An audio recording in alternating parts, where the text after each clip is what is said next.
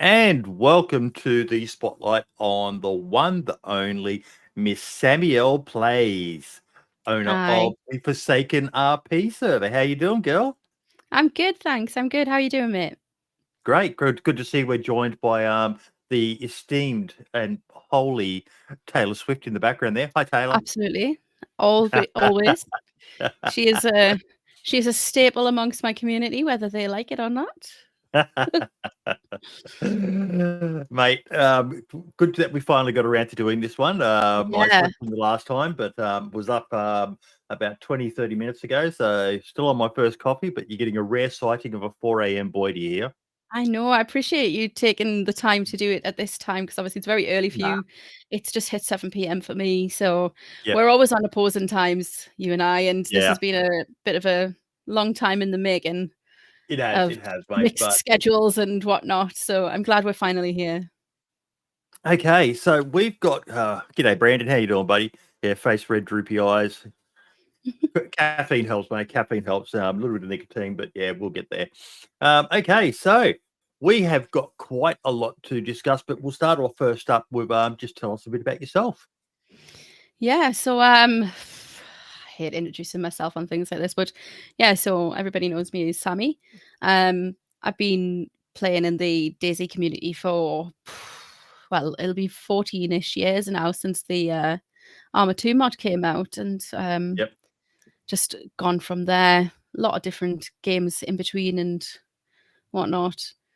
I suppose I've always like just played games, even as a younger child. Like my dad got me a Master System when I was a child, and then I had a PlayStation and stuff like that, and then graduated, I suppose, to PC gaming.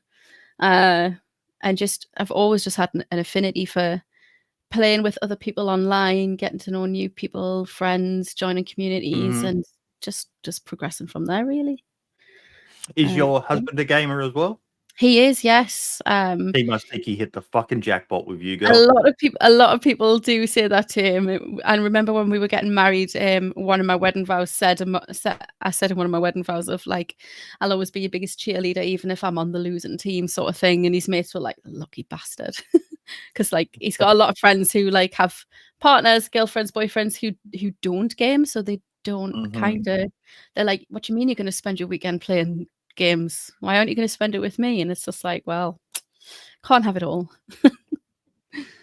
Yeah, my missus, her idea of gaming is playing something on her iPad or iPhone or Yeah. something like that. That's about it. She dabbled a little bit when we first got together, but she's just not a huge gamer. She just loves reading books. So she'll read books while I'm gaming. So it's it's kind of cool like that. We don't need to be in each other's pocket Mhm. 24/7.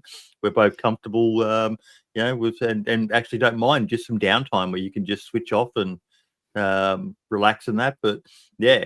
And you've got kids. I do. I have 2 children. I have a little boy and a little girl. They are Yep. 3 and 5 years old. Well, And yeah, they're 3 and 5 years old, so you just came back from a nice holiday as well. How was we that with the did. two of them? It was chaos, but a toddler's dream. So there was lots of chocolate ice cream, lots of pasta, lots of hot chocolates when they were cold after getting out the swimming pool and things like that. It was utter chaos. There was about 20 of us there. Big family Yep. holiday, 5 different toddlers. Wild, but it was great. And keeping a close eye on them and all taking turns to be the corral or the herder Yeah, of the like children. And yep. it's what well, it's a classic, isn't it? It's one thing people don't tell you when you have children, especially at the toddler age, just how often you don't get to sit down. Yep. You're on your feet constantly chasing them because they're either running somewhere or hiding somewhere or playing with something they shouldn't be, and it's just a million miles a Or second. up to something, and it goes from 0 to 100. I remember going to a party once, and it was in a yard which had a pool in it. And straight away I went, okay, there's a pool here. We're going to be inside the pool area. So no fence around it. I'm not drinking. And everyone was like, how come you're not drinking? And I said, because I have my son. And at the end of the day, I've made my risk assessment. This is a dangerous environment. I will be the one keeping an eye on him. And they said, "Oh, there's so many of us here." And I said, "Yeah, but I don't care." At the end of the day, he's mine.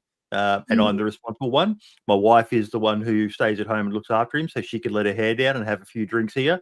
This is my time to step up. And before I knew it, within the flash of an eye, the little shit had just dumped straight into the pool in the deep end. So I straight in, picked him up, pulled him out of the water, and he was laughing, thinking it was the funniest thing ever, not realizing how close he'd just come to potentially dying. Drowning. Put him up there, and I said, "See, this is why I'm doing it." And then before I could even finish saying that, he jumped back in again. So I'm back into the pool again. It's just like you're constantly on alert. But You it's are. the greatest thing ever, isn't it? They're just the best. That's it. I mean, it is without a doubt the hardest job you'll ever have as being a parent. I don't care what anybody says. Like, there are days where it is so easy because they're so lovely and tender and they just want cuddles and to sit and watch the telly and they'll eat whatever you put in front of them. And then there are the days where the food they had yesterday is now revolting. You've put toxic waste in front of them. They don't want to sit still. They want to destroy the whole house. They don't want to shut up. And it's just, it becomes very loud, and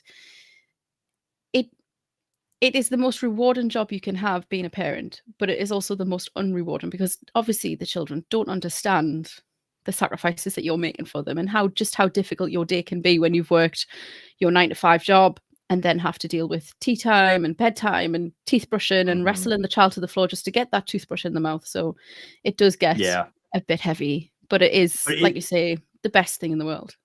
A lot of people, they worry about, what's the purpose of life and all the rest of it. I've always said that it's an easy one for me. It's to have children.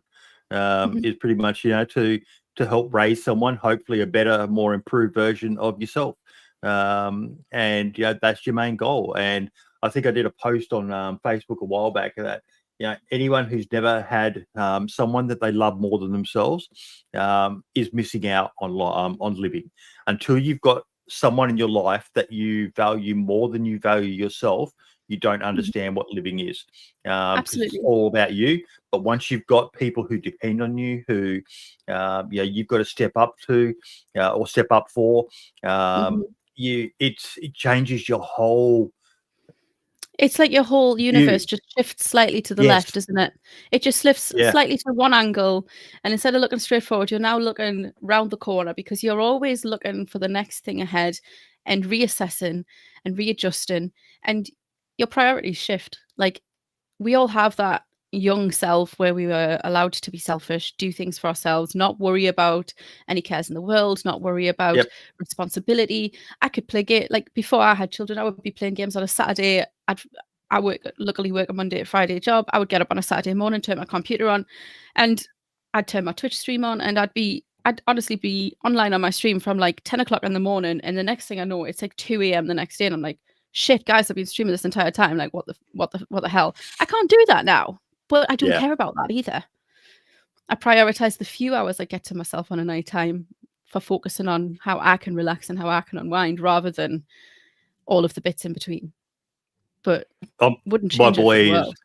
My boy's in his 20s now, and it's he still lives at home with us because just the way the world is these days, it's so fucking insane. It's so expensive to move out for a person. Yeah. And he even says to us, he's got friends who have moved out, and he's like, "Dad, they live in squalor." And I went, "Yeah, bro. Why would you do it? You've got a perfect room here. You've got a mum and dad who don't hassle you too much, and will cook your meals, will wash your clothes, and all the rest of it. All you need to be doing is saving. The best gift you can give us is to turn around and say, Mum and Dad, I'm moving out because I'm about to buy my own house, and we will be so proud of you." But yeah, it's absolutely amazing, and I love the young man he's become, and I'm at the stage now where I can't wait for him to finally get his what out of his pants and get me some grandchildren because I'm ready for the no responsibility version. Yes, where you can hand them back. I'm done. Take it home. Because that's my next goal in life is to be. We've already worked out our names as well. We want to be Meemaw and Pawpaw because usually as grandma, granddad, or nana and pop, we decided we'll go for something a bit different so that there's I imagine there's probably battles between grandparents over who gets to call each other what. Yeah, you can call yourselves whatever you want. We're Meemaw and Pawpaw. Kids are for life, not just Christmas. Exactly, Buddha. It's just the best thing ever. They really are. And like, it's like with the Meemaw Peepaw thing. My son called his grandma for a long time. He couldn't say grandma, so he used to always call her Mima. And we were I remember sitting in my mother-in-law's house one day, and he would always call her Mamo. That's what we call her, Mamo, because he couldn't say grandma. And then one day he was sitting, and he just turned and he's just like, grandma. And she was like, oh, they can say grandma. And it was kind of like a bittersweet little moment, because he's like, his speech has improved, so he can say grandma now, but he's no longer going to call you Mamo anymore. And none of the other grandchildren have ever called her that. They've always just went straight to grandma, including my daughter. She just went straight to grandma. My two nieces, they just went straight to grandma. So she's like, it's like that little era that you have, and then it's gone, and you don't really have time to mourn that loss, because you're too busy like falling for this new part of this new person who's like grown. Like, you miss the baby, but you forget that you've missed the baby, because you've now got this toddler who's asking all these interesting questions and finding out about their bodies. That was an interesting conversation with my 4-year-old a couple of months ago, when he came home from his grandma's and said, Mommy, I know where babies come from. I was like, good. Glad I didn't have to teach you that. Fortunately, my mother-in-law is a nurse, so she taught him the science part of it, no graphic stuff. I was like, so I'll tell you what he said. I was just like, so how are babies made, Theo? And he went, well, Daddy gave you a sperm, and you put that sperm in your egg, and you grew me in your belly. And I was just like, yes, that's actually pretty cool. That's a very good answer. Well done. Yeah, so I'll go with it. I think I was more like, you said sperm, but other than that, I was like, yeah, that's fine. I was like, I'm glad I didn't have to answer that with some awkward teeter-tottering around. What do I tell him?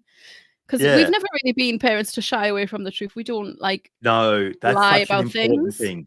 That's absolutely. Such an important thing. I just think like education is so important that a child should know these things. Like, there's a time and place when they need to learn it. If they ask a question, don't lie. Like, and from who should be telling them this stuff as well. Absolutely. And I think, like, coming from grandma, she's a nurse. We know that she's not going to tell them anything inappropriate. It's not coming from some child on the playground. It's not coming from some inappropriate auntie or uncle who's had one too many wines. It's grandma who is qualified to tell you what it is. And also, she's our most trusted person with you, because she is our next of kin for my children. Like, literally on our life insurance, that we had to declare who we would want to take our children if we perished, and grandma was the obvious choice. So yeah, kids they're amazing. The things they learn, the things they come out with, the personalities, they're just, it's a wild roller coaster, but it's incredible. I had the question formed in my head. It's early in the morning, but you came to motherhood later in life. How's that impact been on you, like overall? With managing work-life balance and all the rest of it. Yeah. So sorry, I've just got to quickly acknowledge what I've said in chat there. Shout out to the aunts and uncles who always have too many wines.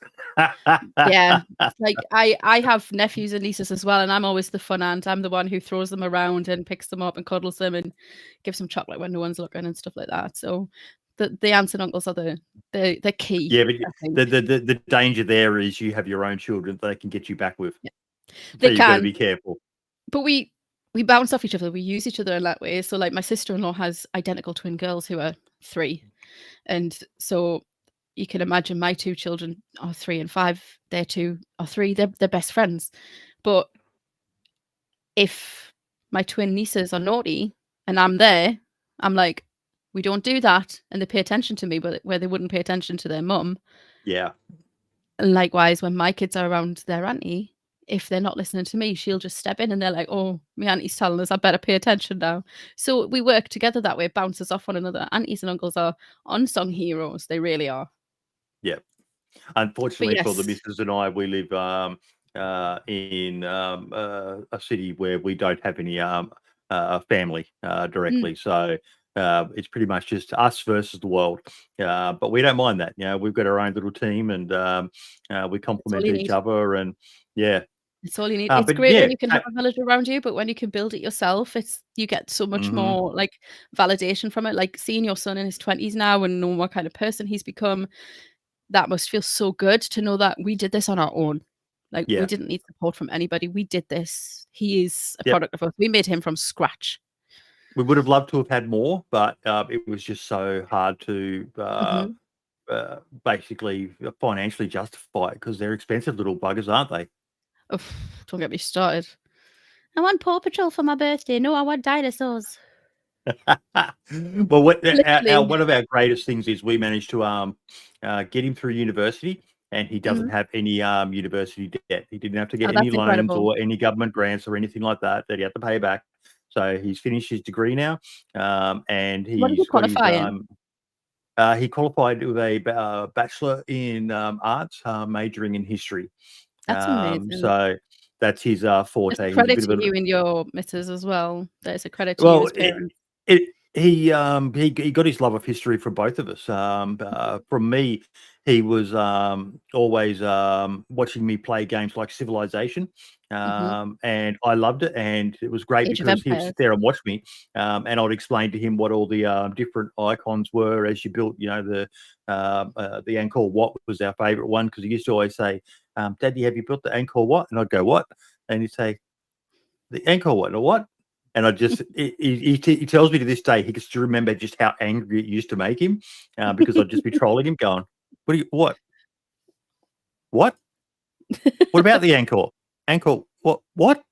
And it was just me messing with his little head, but he said he'd just get so angry at me. And the missus, she's always loved history as well.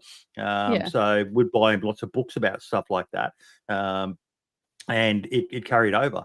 And yeah, the only regret was the school system managed to fuck with his head that much that at first he decided that doing history wouldn't be anything valid for him to study. So he tried all these other subjects. So he ended up doing 2 years more of university than he needed to because he kept on chopping and changing his major. And we just kept on saying to him, bro, why aren't you just doing history? It's what you love. You know, you got awards for it in school, and he eventually did, and he was so happy. And it looks like his specialization is going to be military history, as in firearms.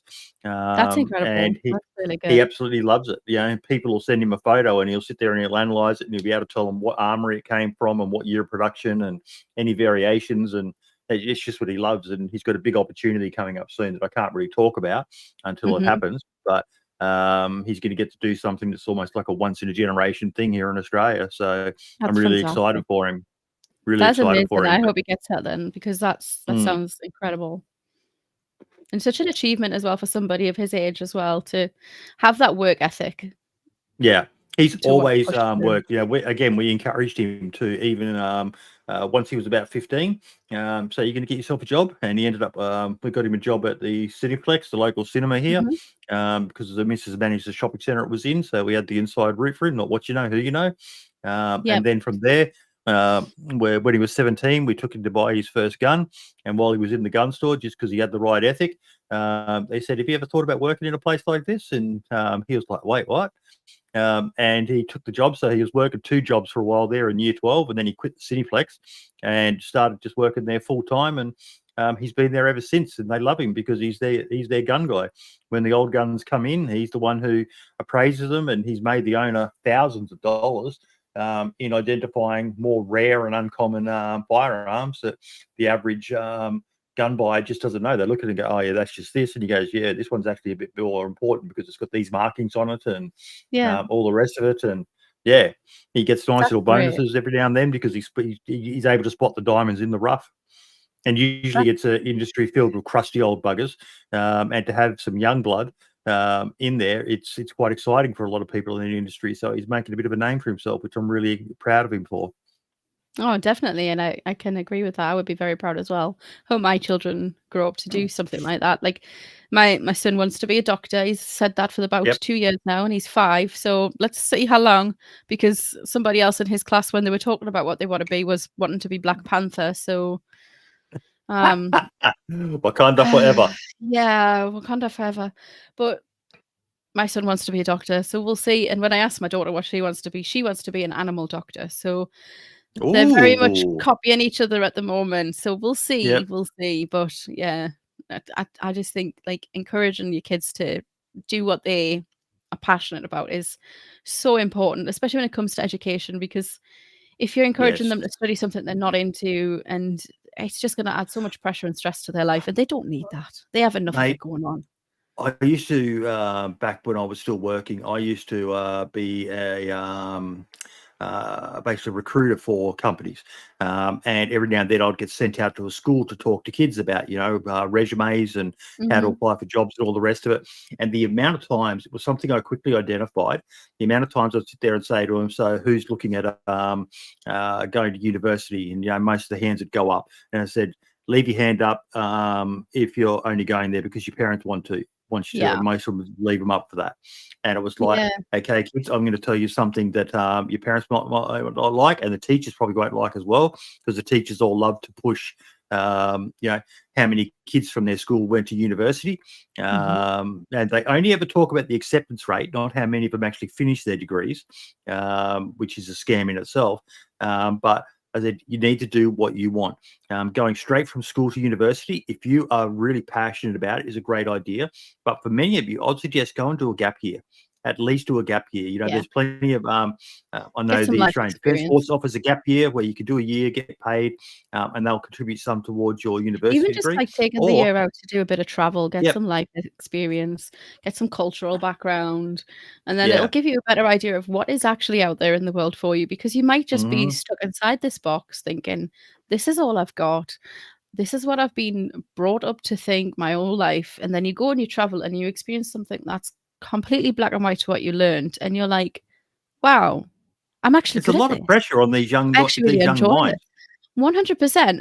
And I think a lot of it, I think, is there is I think a lot of the youth these days, they struggle with it because they think they have, I'm not going to say unrealistic, but semi unrealistic life views where they think, oh, I could just be a creator, it's fine.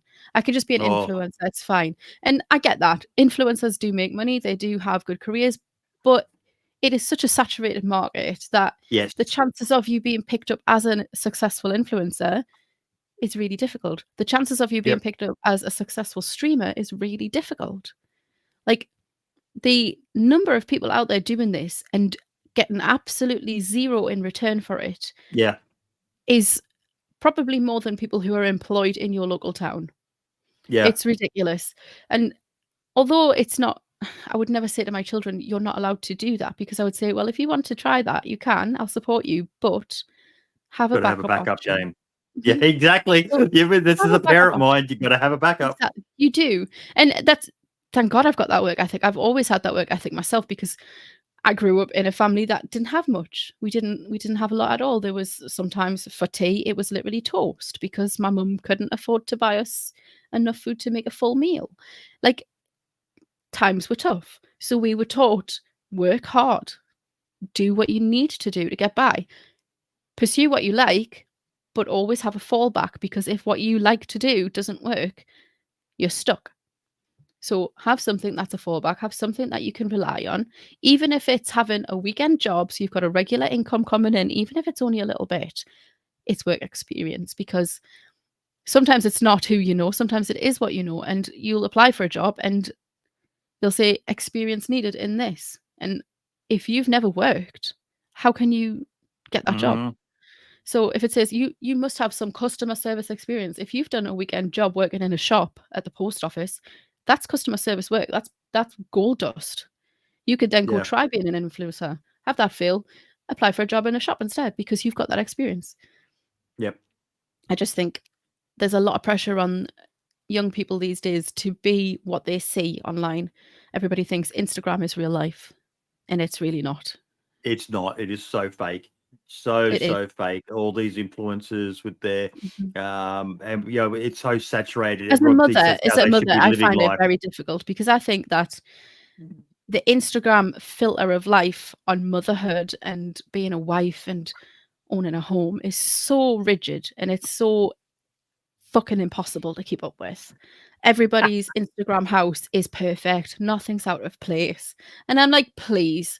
I'm doing laundry 2, 3 times a day daily, because my children, they wet their There's knickers, baskets of their laundry toilet. probably all There's over the floor in the lounge room there's or laundry somewhere. that hasn't been done in about a week, because it's fell to the bottom of the basket, and I'm prioritizing the stuff that the kids need, like school uniforms. My Yep. living room is not a showroom. Like, who the fuck's living room's a showroom? Jesus, do Yeah. you not live in it? Like, Yeah. Well, I just think it's we've all got a fucking sign impossible somewhere to in keep this up with. house. This house is clean enough to live in and messy enough to show it's lived in. Exactly. And I think Yeah. if you've got kids, if your house is tidy all the time, there's something wrong. Yes. Yes. Like these. I think I think, no offense We to had a other parents out there, but I think if you live in a house that is spotless constantly and you've got young children living there, then your children are probably missing out on some fun. yeah.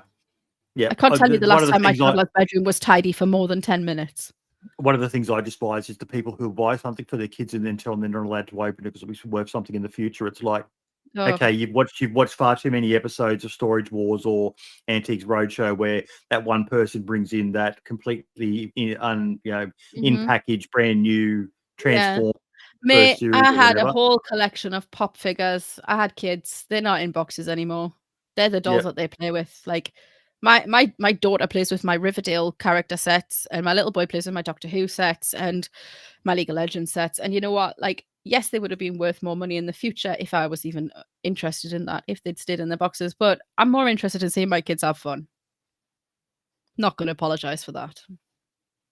yeah, 100%. All of our stuff gets made, and yeah, one of the most frustrating things for me, and you're probably getting close to this age as well, was I would buy Lego sets for my boy. He was massively into Star Wars Lego, and some of Mhm. those sets were pretty big and complex in that. And I'd make them all up, and he'd look at it and he'd go, "That's great." I'd come back the next day, and it would be all pulled apart, and he'd be making his own things, and it'd be like there was this part of me that was like, "But mate, I had it made for you so you could play with it." No, it's Yeah. Lego. You just do your thing, buddy.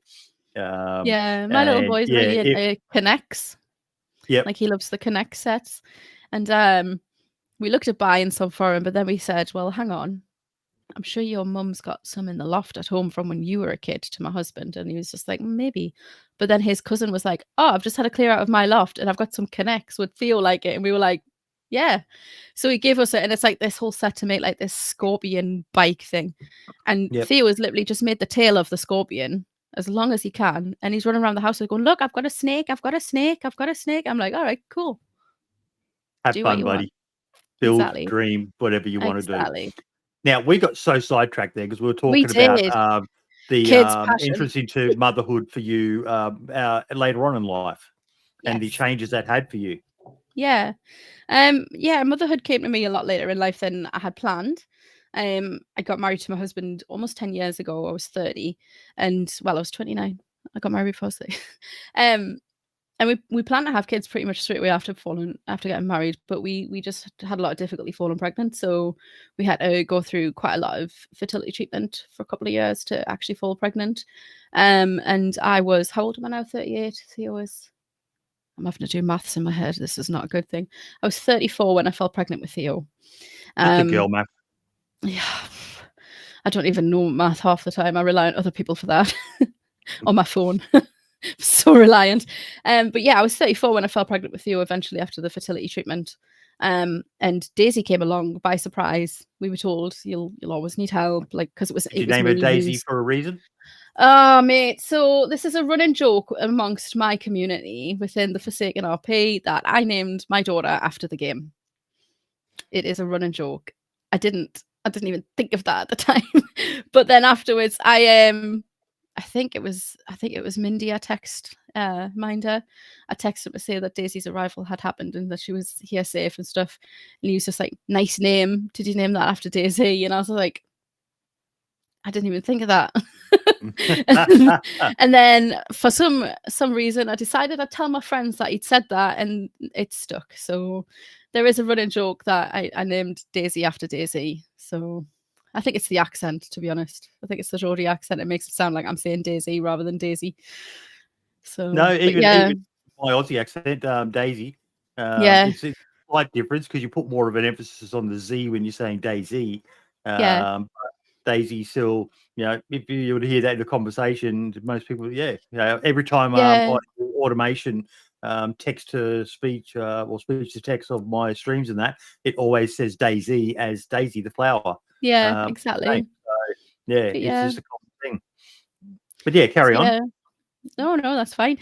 So yeah, she just came along by chance. We were told you'll always need medical help and things like that because I have polycystic ovaries, which makes it a lot harder for women to fall pregnant. So I was getting a lot of medical treatment for that. And when I fell pregnant with Theo, it was 2020. I found out at the end of February, beginning of March, that I was pregnant with him. And a week later, obviously, we went into lockdown because of COVID. And 2 weeks after that, the UK cancelled all fertility treatment plans because they were prioritising things that were more necessary medically. So, like cancer treatments, COVID research, and things like that. Things that were seen unnecessary were pushed to the side, and that included fertility treatment, which I have mixed feelings about. But I had literally said to my husband, I'm so glad we fell pregnant when we did, because if we had to cancel all our fertility treatment, it would have meant starting the hormone therapy all over again. And I don't think I could have gone through it all over again. It was a very, very difficult situation to go through. And I think any woman who's ever fallen pregnant naturally will agree that, like, pregnancy is the hardest thing a woman can do. Like, our bodies are so incredible what we're capable of doing. Like, just the fact that our internal organs restructure themselves to make room for this little thing to grow from us. And then the fact that we carry that baby cells in us for a couple of years after the baby's born and everything, it is literally why we are so attached to our children. The maternal instinct isn't just because, oh, I'm a mom. Like, when a mother has a you're baby, literally living off it. They're literally living off of you. That's it. And you're when you hand over that newborn baby for somebody to hold, it physically hurts you, because you're like, I need to be holding my baby. Like, that need is core deep. It is in you. And also, I learned when I was pregnant that, especially when I was pregnant with DayZ, I learned that because I was carrying a girl, I was also carrying my future grandchildren, because all of her eggs were in her already. So it was a really weird concept. I was like, oh, Dan, carrying our grandchildren. He used to say, will you stop it? It's far too soon. She's not even born yet. But yeah, like, pregnancy is a wild, wild ride. I remember during the lockdown period being pregnant with Theo and really wanting some pasta for my dinner. Just a huge craving for pasta. Most bland thing in the world to crave. And the UK had went a bit insane during lockdown and bought every single toilet roll and every bag of pasta on the shelves. Same here. It was everywhere. And Dan had went to the local Asda to get me some pasta for my lunch, and he came back with egg noodles because that was all they had. And I sat on the kitchen floor crying for about an hour because I was that emotional over not being able to get pasta. And then when I was pregnant with DayZ, I couldn't even look at pasta without being sick. It was absolutely wild, the differences between them. But yeah, she showed up out of nowhere at the same time, same due date, 2 years exactly apart. And their birthdays are 6 days apart now. So what month? November. Oh, not that bad. If it had been December, I always feel sorry for December kids. I'm a December baby. My birthday is the 17th of December. It's the week before Christmas. It is literally, you know why I'm feeling sorry for December babies then. Yeah, I do. I get it. It's just, I have my two children's birthdays at the beginning of November. My husband's is at the end. Mine's in the middle of December. It's a very expensive 2 months for us. But February my children are 2 years apart. Their birthday parties can stay together for the next 12 years. It's fine. February is my worst month. I've got the missus' birthday, my son's birthday, and Valentine's Day. We've also got both of my wife's girlfriends, parents were in February as well, who dad's passed away, sadly. But yeah, it's like, oh, fuck February. I hate February. I love February, but I hate it at the same time because it's an expensive month. It's bittersweet, isn't it? Yeah. But no, it was great hearing you talk so positively about motherhood, because as I said to you before the stream, one of the things that's upset me quite a lot of late is almost the attack on being parents, and in particular the attack on mothers, because mothers are just like, revere the mother, for fuck's sakes. It is the most sacred thing in our society, and when you look at it, pretty much nearly everything has been created to protect mothers and children, from threats from outside and all the rest of it. And the ability to have children is the main motivation of a society to hopefully hand something better on. And mothers are the key component of that. It only effectively takes a handful of men to be able to make a shitload of babies, but you need an absolute shed load of women. They're the most important part of society. Yeah. And I hate the way that motherhood's been vilified by so many people. As like I said to you, some of the comments that were said to my missus when she fell pregnant. Yeah. She was only 19, I think, at the time, and everyone was like, "Oh, are you keeping it?" And it was Yeah. like, for fuck's sakes, you should be happy for It someone. is. Being a mother is very difficult, especially in this day and age. I mean, if we go back about 50, 60 years, if you're a mother, you're a mother, you stay at home, you look after the children, you look after the home, you make the meals. In today's age, it's, are you going to work? Yes. How are you going to look after the kids? I'll manage. Are you It's going to gone work? from one No. extreme to the other Well, almost. and then and then if they say, are you going to work? And you say, no, I'm going to be a stay-at-home mum, then it's like, and you expect your husband to provide for everything. And it's like there's no easy win. Like if I say I'm not going to work because I want to be a stay-at-home mum, then I'm seen as lazy because I'm relying on my husband to pay for everything. But if I say that I'm going to be a working mum, I'm seen as neglectful of my children because I'm not spending precious time with them. There's It's also the fact, though, at the moment that it's nigh on impossible for many people to only have one income in the household. yeah, When you've got children there to support as well. Back in absolutely. the 50s, when the mums generally did stay at home, it was financially viable because the father could go out and have a decent job and earn enough to pay for the house and pay for the car and provide for Hmm. the entire family. Now, there's not a lot of people who earn enough to pay for here in Australia, the average house property is around about $1 million. So I'm not sure what it would be. That's probably about 600,000 pound, I think, Hmm. quid for you guys in the UK and that. But it's just insane that you can't do it. So the roles of mothers in society have gone insanely high Hmm. in that my missus is grateful that at least for the first 2 years of our son's life she got to be a stay-at-home mum. Hmm. I worked my ass off. I was working security at the time, so I was generally doing like 12-hour shifts, coming home, spending a couple of hours, sometimes getting a call. Yeah, we know you finished at midnight, mate, but we need you up at 6 a.m. And every time they said it, I'd say, yes, I need the money. And I'd be out working. And she got to at least stay home and, raise him for those 2 Spend that years. But precious then it got to time. the Yeah. point where it was financially a case of, it all come to a head one Christmas when I lost my wallet, which had all the Christmas money in it, $700. Oh, I'd called her from a public phone in the shopping centre and I put my wallet on top of the phone, got about 10 metres away, turned around, my wallet was already gone. oh So someone man. had themselves a nice Christmas. So she went and she had to get a job so we could have some money. And, being that mother, and you talk about how strong that connection is. I've got a strong connection with my son as a father, but even I can admit it's not the same as what a mother has because they're Mm. literally inside you for around about 9 months, depending, give or take. And there's It's that closer to extra 10 months, connection. really. People don't Yeah, realize it. They think 9 months, but really it's 40 weeks. And if you're going by calendar month, that's 10 months. But it's not even just that. It's the fact that, like, I mean, I'm quite fortunate that where I live in the UK, maternity leave is quite generous. Depending on the business you work in, obviously. Like I work for the UK government in the civil service, so I get quite a healthy maternity leave. I got full pay for 6 months and then dropped down to statutory maternity pay, which would be basically the equivalent of receiving benefit, which was about a third of my normal wages. But obviously, because I was on maternity leave, I wasn't really doing the commute. I wasn't paying for lunches and things like that. So I saved a bit of money to afford those 3 months when I would drop down. hmm And I also, while I was pregnant, saved my annual leave so that I wasn't taking any holidays while I was pregnant, so that when I went on maternity leave, I could put my 4 weeks annual leave allowance at the front of the maternity leave. And then the following year, take that 4 weeks and put it at the end. So I would spend a full year off with my children and get to experience that full first year with them rather than have to rush back to work because I had to rely on the income.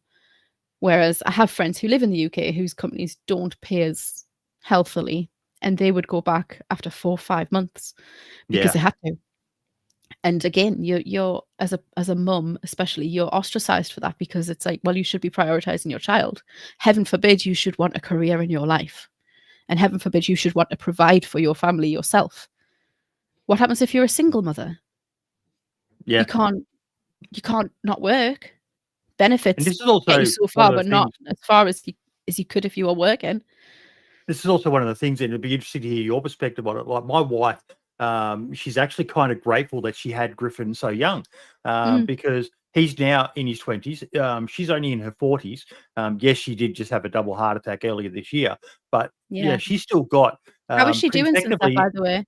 Yeah, she's quit her I do job. remember talking to you on Twitter about that between She things. finishes up So mid-November, and then we're almost immediately we're going on a holiday overseas for a month through Southeast Asia, just so she can amazing. get it away, because we firmly believe that her job played a massive part of the stress that led towards this happening to her. So she's very excited. She's already got another job lined up, working 3 days a week, but on the same amount of pay pro rata. And she's also looking at starting her own business, basically doing consultancy work in her industry.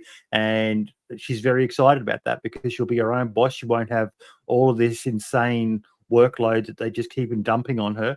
But for her, back to what we were talking about, she by having it at that younger age, it enabled her to then focus on career and still be a mother. Whereas, for yourself, it's sort of where I was going with the question is, how much of an impact has it had on you, the motherhood thing, like with your career advancement and that? It has definitely put like some spanners in the works, because prior to falling pregnant with Theo, I was like almost every year getting promoted, moving up and moving up. And then since having Theo, I've kind of stayed at the same level. Yep. Because I just haven't, it's not my priority now. Like, Yeah. I like having my job. I like my job. I do what I do. And I'm not the kind of person who just wants to do the job and go home. I do want to improve. And I'm Yeah. a massive believer in continuous improvement. I'm a massive believer in that sort of stuff. But I'm not as stressy about it. I'm not like, oh, I need to push for the next big thing. You That's not my realize there's focus something anymore. bigger, like we Yeah, talked about at the beginning. There's something bigger in life, and that's absolutely. the 2 little kids and the hubby waiting for you at Exactly. home. Well, exactly. And then going back to what's happened with your wife, I have for the last 10 weeks now been off work due to stress caused by work initially and mental health issues. So there is that balance that mothers find incredibly difficult to teeter-totter on constantly, You're because expected to be master of you're walking the everything. sword's edge all of the time. If you lean one way, it's wrong. If you lean the other way, it's wrong. There's no pleasing people. And when you've got to put a brave face on for the 2 little kids at home, like, Exactly. the philosophy the wife and I had, when things were tough, was that it didn't matter how tough things were, we never let Griffin know. As far as Griffin, Exactly. we've told him now about how tough times were for us. Literally, like you said, where it was like, tonight for dinner we're having beans on toast, and it's going to be great. We'll do spaghetti Make a for party you, of Griff, it. because he didn't like. Yeah, make a party of it, but that's all we could afford at the time. We Exactly. were worried about how we were going to pay the power bill and shit like that. But you've got to keep that brave You face, just have and to keep that takes moving. a toll on you mentally. It does. And I can't tell you the amount of times that I've been like, Mommy just needs to go to the bathroom, when I've not really needed to go to the bathroom. I've just gone in there to have like a 5-minute silent cry just to Yeah. get it all out, so that I can come back downstairs and I can play monsters and I can put the blanket over my head and crawl around on the sitting room floor and have you climb on me so I can throw you off again. You've It's hit a it's a tangent that I wild want to ride. go into. Mhm. The women having a cry thing, and Yeah. you see it as a meme, and you can have a laugh about it and all the rest of it. But like, I remember catching my missus crying once and just saying, What's the matter, darling?" And she goes, "Nothing Yeah. specific. It's just," it, it was kind of bizarre to me, because as a man, men don't cry. Want to We're fix the things. stiff upper lip. You want to We fix have to it. put on the tough front and all the rest of it, and that's just how men are designed to be. Yeah. And yes, there's nothing wrong with showing weakness, but you've got to be careful who you show that weakness with as a man, because you're meant to be the strong provider, Mhm. role model sort of thing. But for women, it's a different sort of mentality. And yeah, the way because I looked into it because it kind of fascinated me, and it's almost like you said, it's a stress release for you. So it enables you. It's almost like a reset. Like a bloke might get angry, go outside and punch a wall or something like that, and then feel better for it. For a woman, you're not naturally violent creatures like men are to let out the emotion. So that's your way of doing it. And yet it gets vilified a bit, but it shouldn't be, because it's just a normal thing. I think it's not even just with mums. I think it's the same with men as well. Like if you have any sort of outcry of I am going through a bad time, we've took steps forward in it. I think we do. I think we have. But there's so much more work that needs to be done around mental health, not just for mums get a lot of bad press. Like, what do you mean you're sad? You've just had a baby. What do you mean you're sad? You've got 2 lovely children and a wonderful husband and you've got a nice house and all of this. What have you got to be sad about? It's not about being sad. I think this is the biggest problem when it comes to mental health stresses. People think that depression literally means that you're sad. And it's not. It comes with a lot of things. There's anxiety and everything that's built into it. There's some days that I'll wake up and walking around the house feels like I'm breathing in treacle, because it is that the air just feels that thick. It is so difficult. Lifting the blanket off me feels like I'm lifting a block of cement, because things just become too much and too heavy, and it gets loud. Like your head gets loud. There's always a little scratchy voice at the back of your head saying, you're not good enough. You're not doing this right. Someone's going to call you out. Imposter syndrome, all of that. And it just becomes heightened when you become a parent, because you're aware that, well, that's it. And you're aware that the way that you feel is reflected on your children. So if your child sees you arguing with your partner, they're going to grow up thinking that that's okay. It's not okay. If your child sees you constantly crying or stressed or upset, they might think that they're the problem, and that's not okay. And as a parent, it is our job to protect our children. So yes, I'm going to go into the bathroom and cry for 10 minutes because I don't want my child to see their mum crying and not know what's wrong or how to fix it, or think, heaven forbid, that they've caused that. It's a tough, really difficult situation. It's a really hard thing to talk about. I'm getting a bit emotional, sorry. I can see it in your eyes.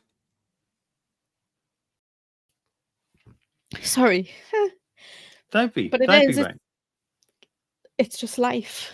And I don't think there's enough understanding out there for people.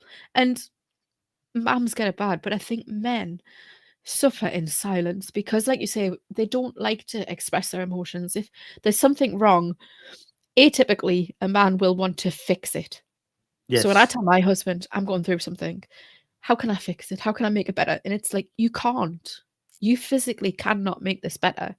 I just need you to listen. Even if you can't offer solace, even if you can't offer me any sort of response, you just need to listen. And that in itself is medicine, and that is gold dust. And I think a lot of men struggle with that side of it because they're not emotional. And not to say that men can't. How long have you been with your husband? I've been with my husband now for 18 years. We've been married for 10. So he's obviously gotten quite good at it, at learning. It's very stressful as a bloke, because we do have that natural, tell me what to do, tell me who I need to kill, tell me what I need to do to fix it, sort of thing. And it's no fault of your own. It's just genetically built into you that way from being cavemen. Because if we go all the way back, you were the hunter-gatherer, you were the protector.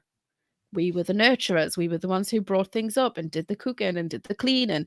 And that has evolved over the years. You've seen it throughout history. Men do the things. Women think about things. Even when you look at history yourself, you'll know this. Looking at great leaders and rulers from the past, there's always a woman in the background helping. Mm-hmm. There's always a woman who has the say on how things should be done before the man does it. And that man is successful or not, always has a woman in his ear. See, Offset said a good thing there. Watching someone to just listen and not fix it, it's hard for me because we aren't wired like that. But it's also the same for women when they witness the man and doing a man solution to things because they're not wired the way we are. So, yeah, exactly. But it's as you were saying that, it was like in my mind, it's such a crazy thing that for the most part, obviously there are, people who are, gay and, men who prefer to be with other men and women. But for the most part, most people want to be with someone for the rest of their life who's of the opposite sex. And we are so different at our very core beings. But it's not until you've been in a long-term relationship that's, successful, that you realize that you really do need that, if that's, your thing, to complement yourself. Because I'm constantly, even after 26 years with my wife, coming up on 27 this year, I'm still constantly learning and improving as a man, thanks to her. If I was just surrounded by other men, you see what happens with locker room talk, and boys club mentality. You see what happens when it's a bunch of girls together. Exactly. The vindictiveness and the bitchiness and it's why we need each other. But I've gotten good now at learning when my wife just needs to talk, and basically all I've got to do is listen and just empathize with, oh, what a bitch, what a cunt, I can't believe. And she knows how, admittedly, I'm a lot simpler. I am a very simple man when it comes to it, and she knows to just nod and smile and go, well done, darling, or give you the right amount of praise nice, when I'm, hey, darling, look, I dug a hole. And she's like, that's very good, darling. I don't care what the hole. Yeah, it's just that little bit of validation that you need. That's lovely, dear. Thank you so much for doing that. My life is now, I will sleep so well tonight knowing that you dug that hole. I am so proud of you. You have no idea how that must have been so difficult to do. Like, oh, it was, darling. It was. Shall I get you a beer to celebrate? Like, it is. I would love that. But honestly, like, the validation that we crave goes both ways. It's like, I'll get the kids ready. Like, for example, we were on holiday and we'd get ready for a night for the nighttime, and the kids would get all the swimming stuff off. They'd get showered and ready. And I would be like, do the kids look nice? Do you like the outfits I picked for the kids? That's the kind of validation we look for. Whereas you're like, I put a shelf up. I wired in the cable. I've stretched in my New Balances. They feel better now. Like it's so polar opposite, but it's the same essentially. We're just craving that validation from each other to know that what we're doing is right. And what we're doing, you appreciate, and that there's no wrong thing with that. And like, those little proud things that you put up a shelf and it's slightly wonky. Be proud that you put up a slightly wonky shelf. At the end of the day, if you're showing me it, it's like, oh well, he's pleased with it. I'll be pleased for him. Those little things you do to show that appreciation as well, like when you said the validation and just to know you've done a good job, like something I'll do every single night. Pretty much, unless I've had a day where I'm absolutely knackered because I've been out in the yard or something. Not as common these days because I'm pretty busted ass. But I'll give my wife a back rub with no hidden messages or anything like that. I just give her a back rub. I sit there, I rub her shoulder. She's a large-breasted woman as well. So there's certain physical as a female, you probably back straps and all the rest of it. And she says, you have no idea how good this feels after you've been wearing a bra all day, just to have it all rubbed. And I feel her pain. I feel her pain. Myself, I'm quite like I'm not a small woman. I'm quite a bigger, curvier woman, and always have been, especially top heavy. And it was after Heavy falling haulers. pregnant. Heavy haulers is the name she learned. I'm just I'm a well-endowed woman. It's fine. But like, I had children and I breastfed those children, so my breasts got bigger because of that.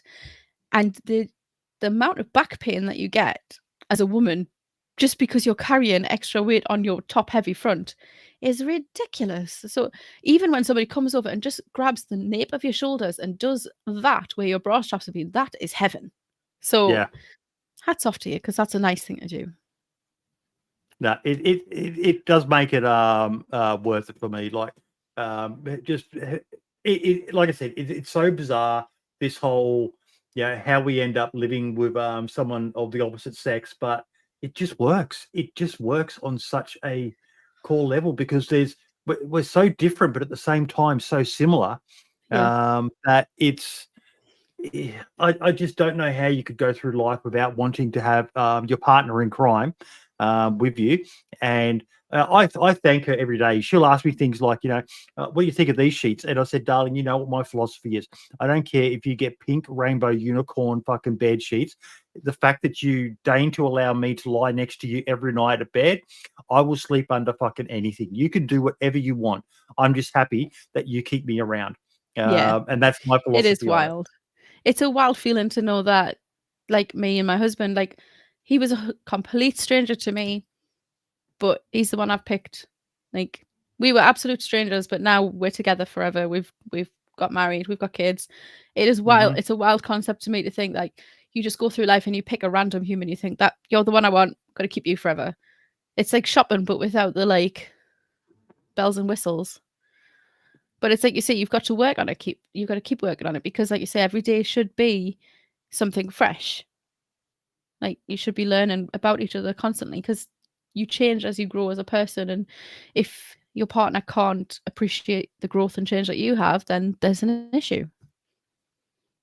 And finding that person as well who you're comfortable having the family with as well. Like we all see, and probably know of, those toxic relationships where Mm. you look and you think for the kids, oh my God, you poor buggers growing up in that household. That Mm. must be so damned hard. And finding someone who you can just have that relationship with and feel comfortable to bring kids into this world is a big deal, isn't it? Oh, it's a massive deal. Like, there's nobody I would trust more than my husband to bring my children up with me at all. Like, it is wild to me the concept of, I mean, it's not a bad thing. Like, single parents, I have the utmost respect for because I don't understand how single parents cope because I've never had to do it. Insane. Yeah. I've never had to do it. So a thing that really grates on me is my mum will always say to me, "Oh, your sister's got it so hard with her boys," because she's a single parent.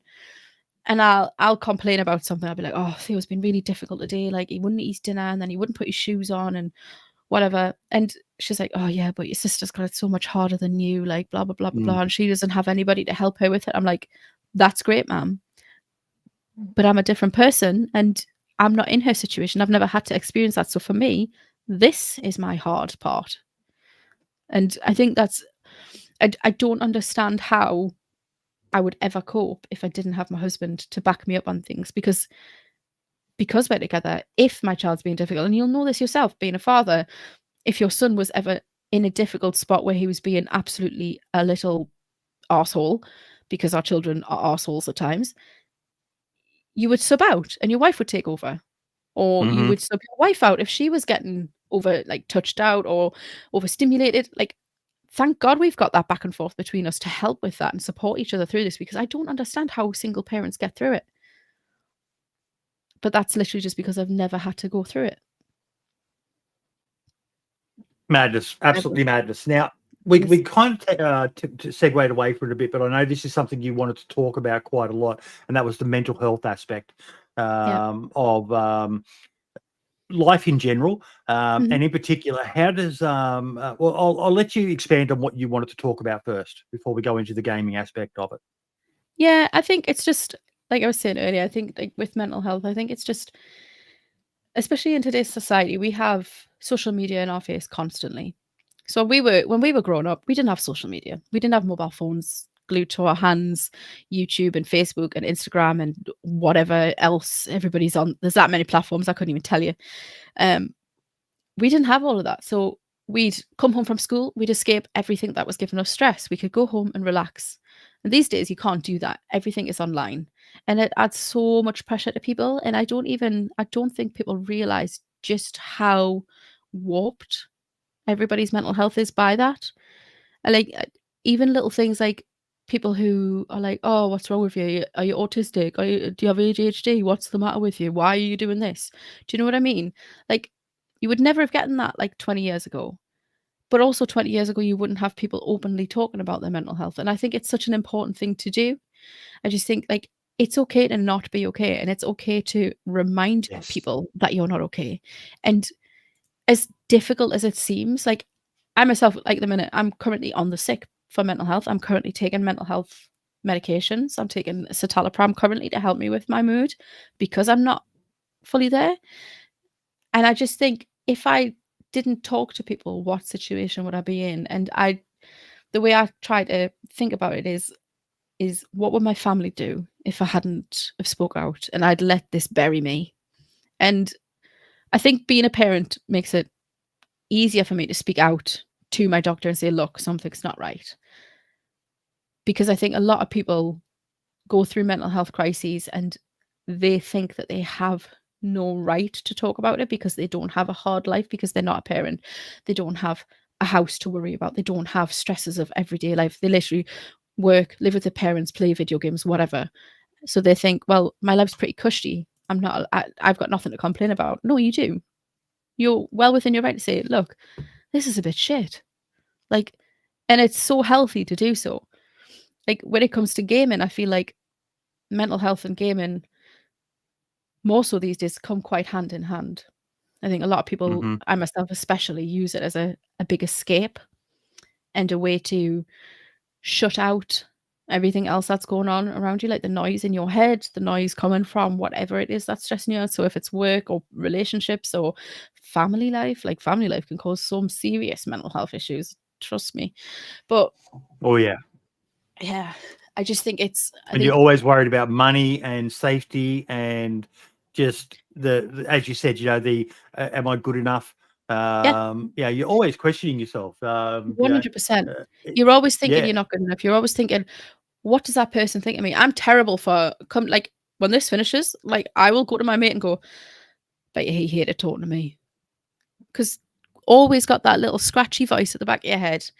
Your brain feels like a big. Do you ever watch Doctor Who? Yes. So not in a long time, but back in the old days when I was a young fellow, I used to. So there's an episode that David Tennant did where there's a little girl who draws something with a pencil, and then that scribble ball of pencil lead comes to life and it's just whirring around all over. That is literally what goes on in my head. It is literally a scribble ball of nothing that I can't make sense of, but it's filling my head and I don't know why. And I think talking to somebody who's not affiliated in you is easier than talking to a friend sometimes. So if you're in a situation where you're feeling more cynical, you're feeling more snappy, things feel dark, and you think, I could just probably disappear, nobody would care, call your doctor, because they're a stranger to you, and it is easier to talk to a stranger about the problems you're going through than somebody who knows you, where you feel like you have to put on a front. You have to put on a mask, paint a smile on, and get on with your day. If you talk to a doctor or a professional health assistant, you don't have to talk to your friends about it if you don't want to, but at least you're getting help. And I just think over the years, we've seen a string of tragic incidents happen because people don't think it's okay to talk, or that it's not okay to not be okay. And I just think it's so sad that people can get into a situation where they feel so lost. Big time, absolutely big time. It's just insane how crazy people, the amount of stress, like you said, that's on parents, especially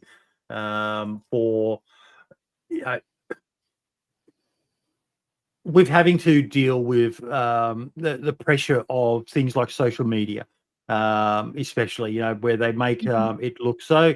You see all these influencers on these family channels and all the rest of it, and then you find out that they're all full of shit. They're all just faking it till they make it, and once they've made it, they fake it even more, and they create such an unreal view of it's what a toxic being a parent lifestyle that they're portraying, because it's not realistic. Life isn't perfect. Life is messy. Life is unreal. It's unpredictable. And that's the beauty of life, because you don't know what's going to happen next. And if your life is so scripted in a way that it can only be determined by your followers, then there's something not quite right. And I think you've got your priorities wrong. Definitely. So how does gaming help you? Gaming for me is, like I say, it's an escape. Before I had kids, I would play countless hours of games. Like, I would get home from work, I'd have my tea, I'd go on my computer, my husband would be on the desk next to me because we had a shared office space at the time. We'd play our games, different games altogether, but we'd sit chat between us. since having children, it's changed massively because now I only get maybe 3 hours a night to play games if I want to. And on a weekend, it's Saturday today. I And didn't you get run a server. and I run a server, so which is like having a second job and herding cats at times. But for those 3 hours, I get to escape to a completely different universe where me and my life don't exist. So I don't need to think about it. I can be my character. I can be something else. I can do something that's totally spontaneous, dangerous, violent. And it's a chance for me to just be like, you know what? I can relax for a few hours before I have to deal with the dishes or the never ending laundry or one of the kids has probably tore something up they shouldn't have done. We had an incident a couple of months ago where Theo got hold of a spray bottle and decided to spray the whole TV, and now the TV doesn't work properly. So it's like, okay, I'm going to go play some games so I can forget about that and relax. That's how I like to relax. Like your wife likes a good book. You like video games. I like video games. My husband likes video games. And we use that. We play in separate rooms, different parts of the house, so we don't spend time together when we're playing games. But then when we finish games, we sit, we have a chat, we talk about each other's night, like what were you doing? How was your raid on WoW? How was DayZ? What we gotten up to today? And then we'll prioritize like a date night where there's no computers, no phones. We spend time together as a husband and wife. But gaming for me is that opportunity to just unwind, release, and ultimately forget about the real world for a few hours. Does he play DayZ as well? No. I did try to get him to play it, but he's a very FPS player rather than like playing DayZ for him is too slow burn. He prefers the fast pace. Like he plays a lot of PUBG, Battlefield, things like that. Like, I mean, growing up playing PC games, we used to play a lot of Counter-Strike Source together, a lot of League of Legends together. I had a terrible on and off again relationship with World of Warcraft for 15 years. He still has that problem. I've tried to get him help, but it just doesn't work. Minecraft, all of those that's a things, big one. you know? And hearing you talk about it like that, it's DayZ doesn't even hold a candle to a game like that where it's such a grind to level up and constantly stay at the top. And I remember working in a game store where I used to sell that game, and you get parents come in, and I used to warn them, and I used to say, World of Warcraft is a good game, but it is there's a whole I don't even know what it was called back then, because it's like in the late 2000s, but basically maybe like a subreddit or something of WoW addiction. And I would talk to them and say to them, you need to monitor this game because it is an all-encompassing. I remember reading stories on Reddit and other forum posts and things like that of people who would play WoW so much that they would forget to eat and things like that, and people died and stuff like that. And that whole concept to me is what I mean. I could never starve to death. Like, let's face it, I'm a lass who loves her grub. I'm never going to go without a meal. But it is wild to think that it can engross you in such a way that you literally fritter away days and days and days and don't even tune out realize from it. society. Yeah.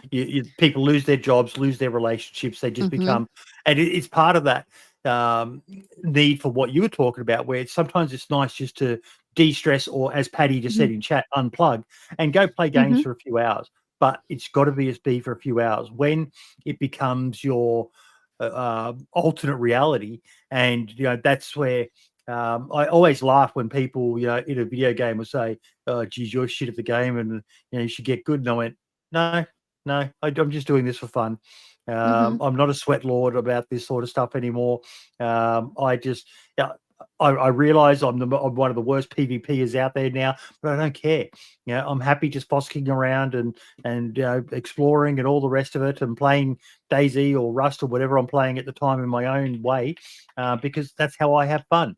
I'm not going to obsess and spend hours and hours trying to be the biggest, the best, because that's how you lose touch with, there has to be a balance, and you have to respect the balance and not let it overtake 100%. You or consume you. Patty's awesome with the comments in chat. Always manages. It is about that balance, and it's about balancing like your real life responsibilities and your gaming responsibilities. Like, I think one of the biggest things that I've found over the past couple of months is like balancing that.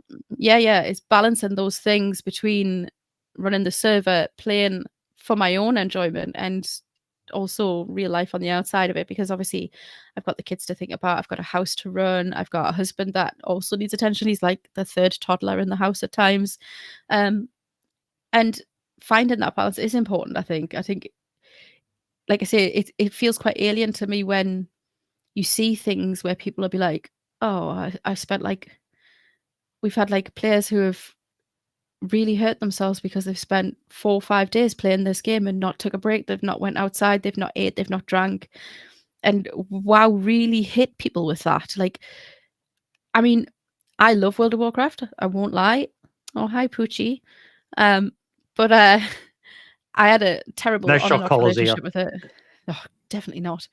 I had a terrible on and off relationship with it, but it was the first game that truly brought me in for the immersion, the storytelling. Because I don't think anybody can deny Blizzard know how to tell a good story. Like World of Warcraft has one of the best stories and best lore-scapes going. And it's always been something that's pulled me back. Every time there's an expansion released, I get excited for BlizzCon coming out, even though I don't play WoW these days. BlizzCon comes on and I still want to watch what the new expansion's going to be. I want to know what's going to happen. And you can guarantee there'll be a point where I'll be like, oh, I need to buy that one. And I'll spend a couple of months playing it, and then I'll be like, right, okay, I need to switch it off and I need to go back to something else. Because I have a very addictive personality and I get addicted to games far too easily. Far too easily. Case in point being DayZ. Sorry, the dog just decided to get right between my legs here. Zap, Oh, zap, they zap, love zap. it. Oh, God, here we go. Here we go. He's coming up for a love. Yeah. Ah. Here you go. Okay, Max. Come on, buddy. Down you get. Down you fat bastard. Get out of here. He's got to lose weight. He is the worst golden retriever I've ever had. For that classic golden retriever has to eat everything he sees. He is just an absolute shocker. But yeah. But no, it's gaming is a great way to de-stress and just lose yourself for an hour. Just forget about almost everything and then get back into it. And DayZ kind of is okay with it because it's like I'm playing Rust at the moment. But Rust is a bad one because it's got that fast-paced cycle, and if you fall behind, you're going to be getting absolutely stomped by everyone else there. So, one of the guys who I like to watch a lot of, a creator by the name of William, he talks about that in his videos quite freely with his people from time to time, basically saying that you can't do what I do because this is my job. I'm able to play for a full week and do insane stuff. But for the average person who's just working a 9 to 5 or working a 12-hour shift and then coming home, they only get a couple of hours to play. And the gaming these days is becoming quite insane for and dangerous for the mental health side of things, because so many people are checking out from reality, and they do their job, they go home, they switch on their computer and they play games to get away from the doldrums and all the bullshit that's happening in the world at the moment. And the games are just demanding more and more of your time. It's not, there's not a lot of sorry, there are a lot, but there's a big focus now on keeping people addicted like a poking machine. That scares the shit out of me. Whether it be through mechanics in the game that they just have to be online all the time to keep the player base up, or have to spend a lot of money to advance their character, like the Diablo Immortal and the gems. And I saw someone work out what the cost was to grind your way through it, and it was hundreds of thousands from memory. It's insane. Yeah, there's always going to be that set of gamers who just become whales and want to be whales, and then try and lord it over the rest of the gaming community by saying, "Look how much I've got and look how good I am." It's just like, yeah, but you paid for it. I might have half of what you've got, but I've worked for it. It's a difference. And I think getting that balance right is a difficult thing to do, especially if you've got no other responsibilities in life other than your 9 to 5 job. You come home, you play games all day, and then you go to bed, and you get up, you go to work, you come back, you play games, you go to bed, you go to work. Rinse and repeat. And that's when it gets to the danger zone where it's like which part of life for you is reality and which part of life for you is Yes. not. And you see it all the time in gaming communities where you'll get people, especially in DayZ, we know this ourselves from our server, where people find it difficult to separate real life and in-game. Whether it comes to I've been guilty whether of it that myself. Well, I think we all get guilty of it. I mean, meta is just part and parcel of gaming. I think it just comes with it, and you can try to avoid metagaming all you like, but there's always, even if you know of a tiny little thing, that always is there, and it's always going to influence you, whether you act on it or not. It's always going to influence on your decision making, whether you want it to or not. But you get people who can't separate the game from real life, whether it's in role play or whether it's in. Well, I was about to ask, how hard is that on a role play server? Because I've just seen it on just normal, organic, clan-based sort of servers, where clan-based servers become a whole shit fight. But role play is at another level, and I've seen examples of where some people role play in a way that others don't like, and it turns very toxic, and you've got to be careful. It must be like, as you said, the herding cats. I think cats would probably be easier to herd than fucking 100%. a community. Yeah. It's a difficult thing to balance with the community, because you've kind of got to appease the masses whilst also maintaining order. And as a server owner, you're either absolutely loved or absolutely detested by certain individuals. You're never going to be liked by everybody, and you just have to understand that it just comes with the territory. What you need? You need a golden retriever that just sits there and stares at you like this. Theo is desperate for a dog, and I keep saying we need to get one. And there's a farm down the road that's actually got some golden retriever pups, and I keep saying, well, we should get one. But yeah, it's something we do have to deal with. Like, our Discord is quite heavily populated. We do have a lot of traffic on there. We'll get tickets daily, either for just in general, like, oh, my car's stuck, can someone come and help us? Or ranging from that to, this person has been sending me DMs and I'm uncomfortable about it, and things like that. It's wild, the disparity between each ticket. But you always get at least one individual or one group who will allow out of character decisions and life things to bleed into their characters, and vice versa. You'll get people who are like, they'll role play a relationship, and then because it's not transpiring out of character, they'll get pissy, or they'll get, for want of a better term, stalkerish about it, and then we'll have to be like, it's very childish and high schooly in some aspects, because you do get people who, I'm like, at the end of the day, this is an 18+ game. It's PEGI 18. We don't allow people on our server who are under 18 just to stick with Bohemia's terms and services, because why would we risk it? But you do get some people who forget that you are essentially arguing and crying over pixels on a screen.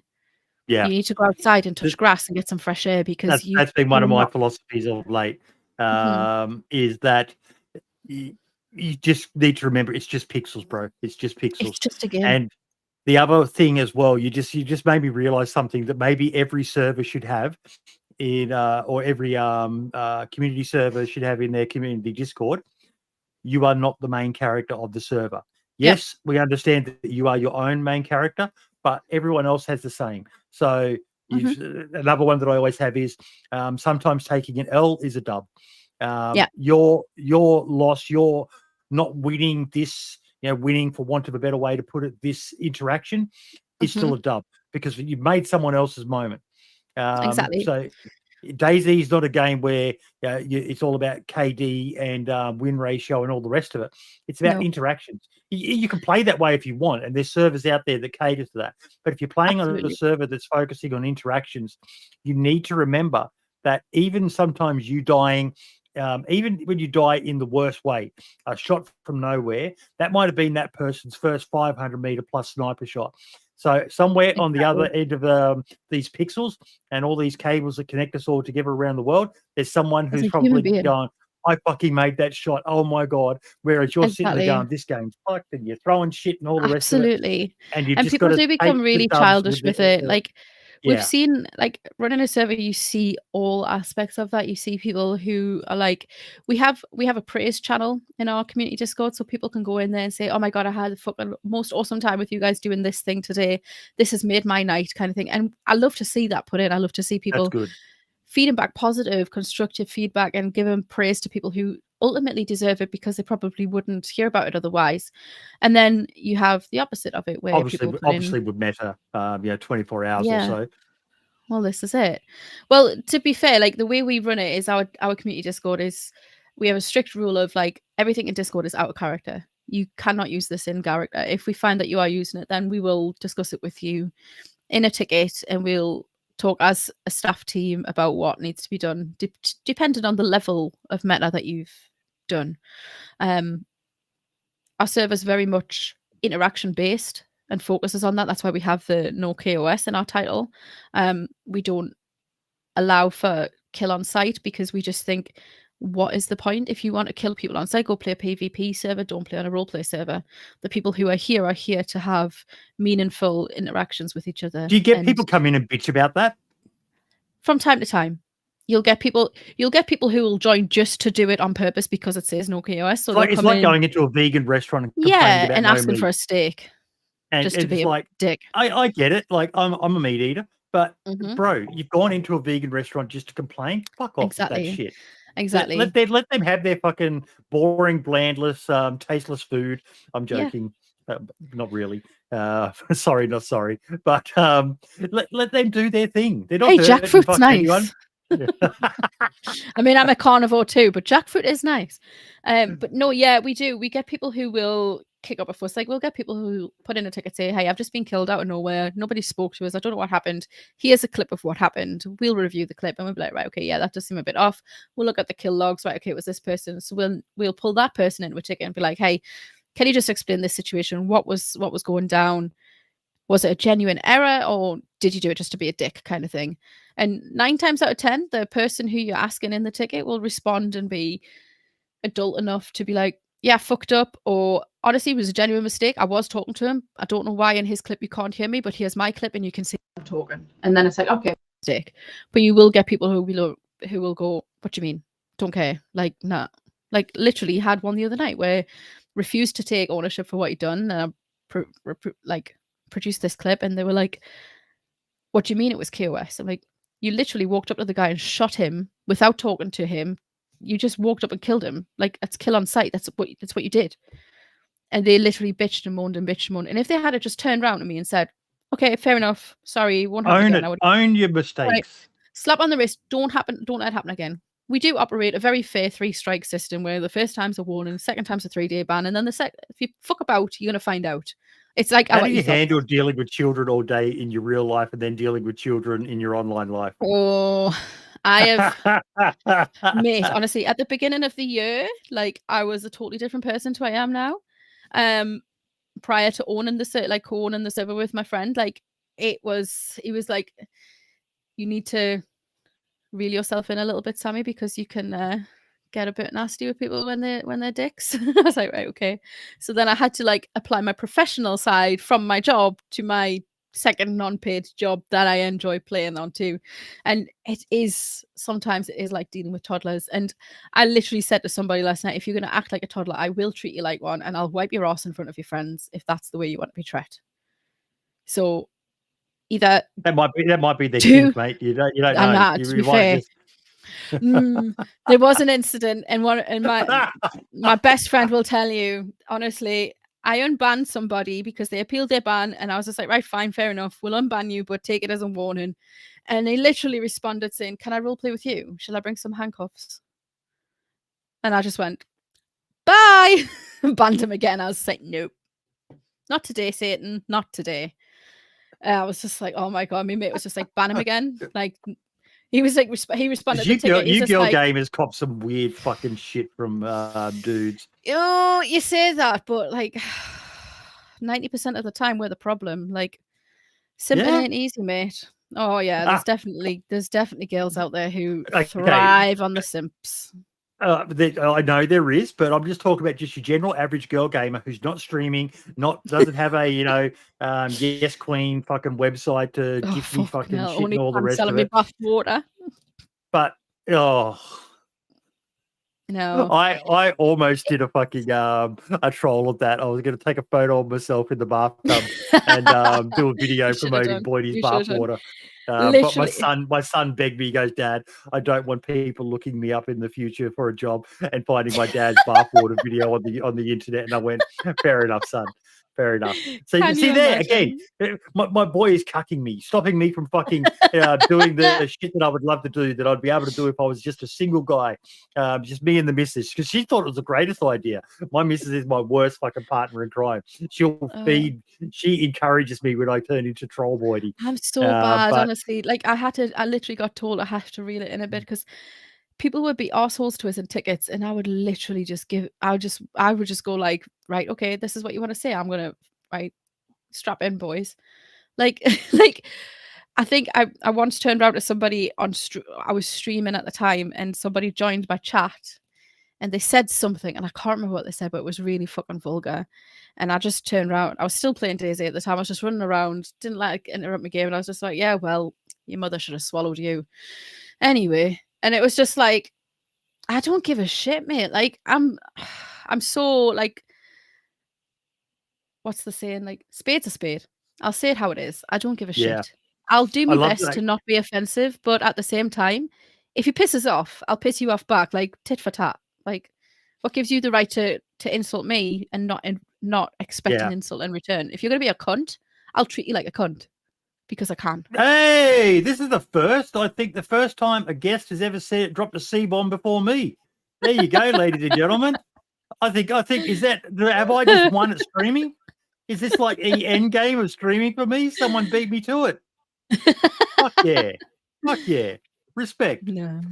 But No, but seriously, like I can be as harsh as I need to be. If you're going to be a dick back, I'm not going to have time for it. But I do try to I get prioritize back being equally as a well. kind, nice person because, like, there's no harm in being a kind person. And I think our biggest ethos on our server is don't be a dick and fuck around, find out. That's the main way we look at things. Like, if you're going to fuck about, expect consequences because that's what's going to come of the actions that you're doing right now. So if you fuck about and you kill Joe Blogs on site just because you thought, oh, I want his gun, this isn't the server for you, mate. I'm going to kick you out. I don't care. I just learned a new word. Cunzilla. I'm telling the missus that one. She's going to Conzilla. fucking love that. Her favorite is cock juggling thunder cunt. Oh, I love that. Yeah. I just call it like just a cockwomble. A cockwomble. I heard that one before. That's good. Or a douche canoe. Cunzilla. I like that. That's good. That's really good. Yeah. For, I think that might for, get that, added to for our the lads, vernacular. I'll call them a cockwomble, and for lasses, I'll call them a douche canoe. Douche canoe. Yes, I've heard that one. I like that one too. But yeah, So it's insane. I liked what Patty said there before I had it up on the screen. In your head, when you get talking to these people who are acting out, do you think, did your mother not raise you right? Yes. I don't think that. I just think, why didn't your mum swallow you? Or why didn't your dad just put you in a dirty sock? Like, wipe you on a curtain, something like that. Like, I go for the extreme insult because I know it's going to get the most reaction and I have more fun out of it. I'm not going to go for a... I probably shouldn't. I probably should be nicer. I stress all this thing about mental health and being kind to one another. But, like, if you're going to be a cunt, you're going to get shot like a cunt. That's the way I look at it. Do you have a standout moment on your server or community that still makes you proud? I do, 100%. So, like, we are currently 5 seasons in now. We've just started our 5th season, and okay. So stop there for a sec. Explain the seasons before you explain what the standout moment is. So it's just the lore seasons. So our server has its own specific lore separate to what the DayZ lore is. We've got this whole thing where this pharmaceutical company caused the pandemic that caused the virus that made everybody zombies, and some people were immune, some people weren't, kind of thing. So that's like the backbone of our server. And then we've had like ongoing stories arching off that, branching off. We have a dedicated lore team who work hard to create this background lore for the players. It's not scripted as such. It's more of a case of, this is the direction we're heading in. How are you going to handle it? And then based on how the players respond and react, we'll we will react in turn.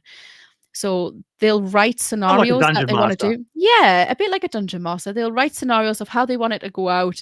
There's these, we foresee these possible outcomes, but they will react to whatever outcome that comes with it. So 3 seasons in, we were facing a big bad antagonistic group called the Syndicate, who were like the arch rival pharmaceutical company of the pharmaceutical company who are the protagonist. And they had been terrorizing the survivor base. They had been dropping mortar shells around player bases, dumping mutants on people. So we had like clickers and things like that. We have all that fun stuff. And what was really fun was during that season was seeing factions and groups who probably had a lot of beef with each other coming together for underground resistance meetings kind of thing, literally meeting. We were on the Arstenine map in Norway, and they were literally meeting in the underground tunnels to have meetings on how to deal with the Syndicate without being overheard. They were turning off radios, taking batteries out. We use PDAs in games so people can message each other because radios don't always transmit, just DayZ mechanics at times. They would leave their GPSs at home so they couldn't be tracked, and watching them come together to do these secret meetings and then ultimately towards the end of the season come together to storm the Syndicate's base was just epic to watch in the big final showdown of these survivors banding together, getting in boats and sailing to this island, and then taking down all the mutants that were around the island, and then storming the place and killing the big bad and all of the Syndicate leaders and things like that. It was just a really like vindicating moment to watch them finally get what they deserved and see the players' reaction to it. Like one of the greatest feelings that I've had on the server.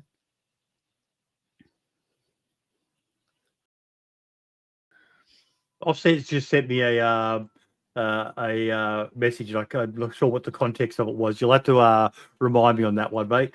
Perfect illustration. It's not about the nail. I'm not going to click on it because my computer absolutely dies when I click on a link. Oh, hang about. He sent me this half an hour ago. I'm only just seeing it now. But yeah, no, it's awesome when the community does get to come together like that. Yeah, that's part of the whole thing that what's great about clan-based servers. But unfortunately, a lot of the time the clans all end up just go cutthroat on each other. Exactly. It's great when they can make some underhanded deals or overhanded deals, if you want a better way to put it. Some deals for good. It seems like this was one where they all united to take on a common foe, and that comes back to that. How did the Syndicate feel when they eventually got beaten? Well, there was one went into hiding. It was a character called the Butcher. He was a brutal person. He went into hiding, and the others that were left scattered and hadn't been seen for 2 seasons, and they're starting to make their comeback now. But they've put on a new front, and they've rebranded. And these are actual players, not you guys just 90% of them are players. 90% of them are players. There's 1 or 2 lore members who will be there to monitor things and make sure that it sticks within the realm of the lore, but the majority of them are players. That's awesome. It actually sounds like a lot of fun. I think I've got to send Sarah Grad Phil or Caddyshack Caddyshack Clay a message. I know she loves this sort of stuff as well, this role play sort of stuff. So this might be a server that's right up her alley. Did you watch her video, the mentality of a DayZ player? I did. It was really intriguing to watch. Very good. So well done. I keep sending her any sort of clips like that about gaming mentality and all the rest of it, because it's such an interesting thing. And when you can get a good community of people who, for the most part, have learnt those lessons that are hard to learn, that you're not the main character, and that sometimes an L is also a dub, because you've created a memorable moment.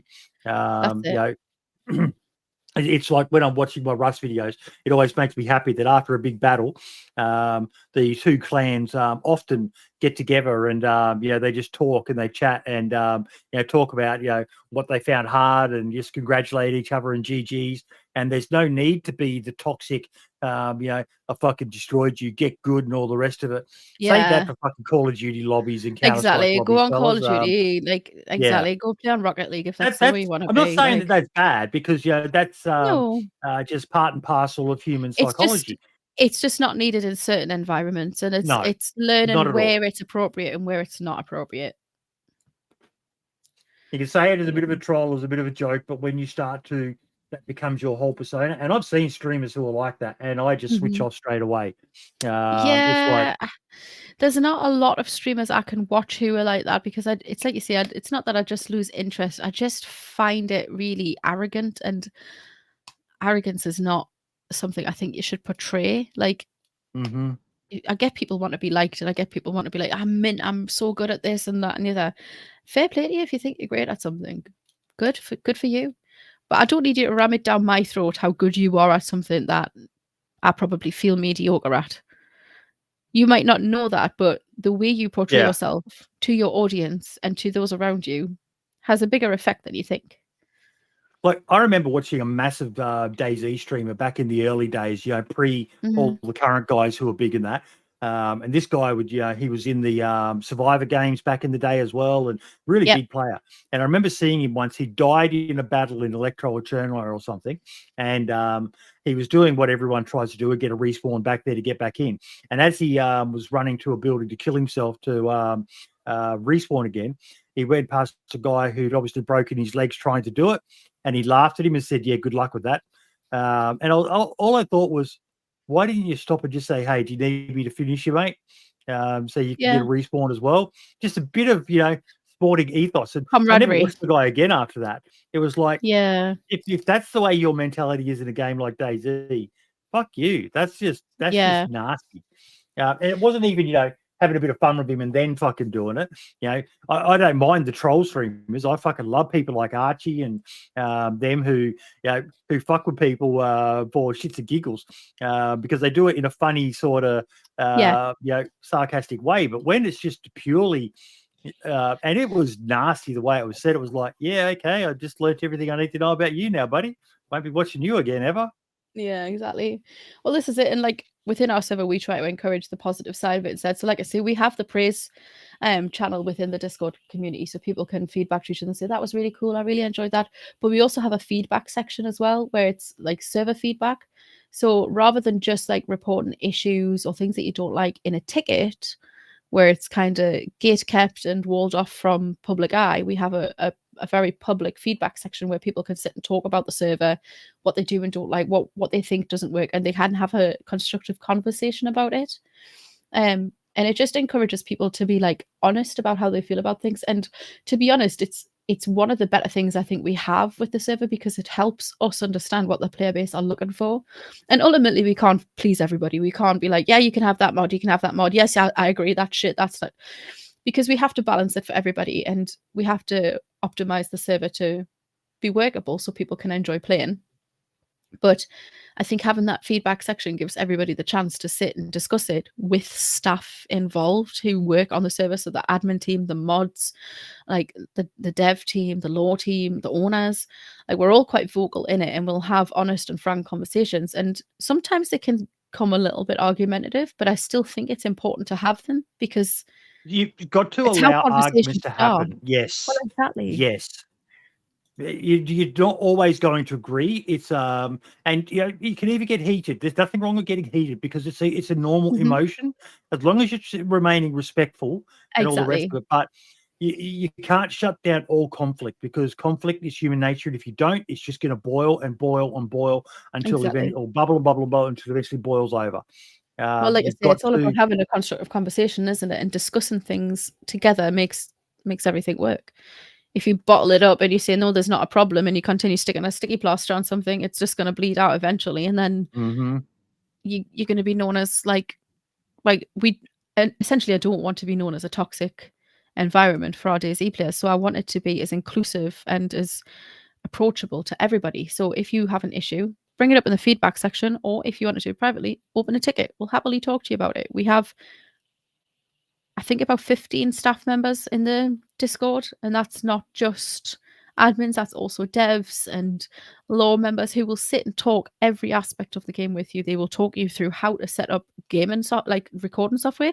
They will talk you how to install your mods. They will talk to you about an incident that just happened in game and help you come down from it if you need to like decompress. Like, I think one of the things I genuinely pride my staff team on is their response levels with people within the Discord community. Like, if there's a Might question add that stuff answered, as a page on the website I'm making as well. Just, you know, if you're looking to get into streaming, here's some things. You know, I used Nerd or Die's instruction set of videos back in the day to learn how to stream myself, and I know a lot's changed from back then. We have a channel within our Discord that's literally just called how-to guides, and we've literally just stuck in there Google documents, and that's all it is, just different Google documents. This is how to clearly cache on your game. This is how to verify your files. This is how to set up recording. The cache is such. I still don't understand that one. They need to make that easier to do and explain to people just how big the file can get if you're not clearing it. Exactly. I think you reminded me. I need to do a tweet again. A friendly PSA for all DayZ players. Go in and clear your cache. And here's what mine was at. And I've had it at like 150 gigabytes of data. It's just insane what that thing builds up to, isn't it? Mm-hmm. It is. It's wild because you'll go into the folder and you'll see your like error logs, and it's like, I didn't realize I had this many files in a folder. And then it takes so long to delete them. But the difference it makes is night and day. And it's wild to think that just a couple of text files can make that difference. But we have all of that laid out for people because we understand not everybody's technically minded. They install a game and expect to be able to play it. If they're hit with an error, we want to make sure that they can overcome that and get on the server and enjoy it as quickly as they can, because around about this time there'll be a massive queue to get into the server. So we want to make sure people are prepared and able to join. To clear the DayZ cache, you can delete crash and log files located in the. I'll post it in chat right now because it's insane, and it's always like, oh wow, I've got so much more on my C drive back. Yeah, it's always in your app data folder, isn't it? So it's always that hidden file. Like, why isn't it just with the rest of the game files? It's beyond me. Yeah, and why isn't it something in the launcher? Open up your DayZ cache here and clear it. Yeah, right. Because it's insane. It would make sense. Like, I'm kind of half tempted. Let me see if I can find it. I'm such a boomer. What am I at the moment? This PC. I've got 67.6 gigabytes free on my C drive. So I probably need to clear it. Let's have a quick look and see. What is it? Program data. Fuck! I always struggle to remember where it's located. Program files. For your cache. Yeah. It's in your C drive, and then under users, and then your user, and then app data, and then Roman. So users, and then whatever your username is on your PC. So users / mine would be Sammie / app data / Roman.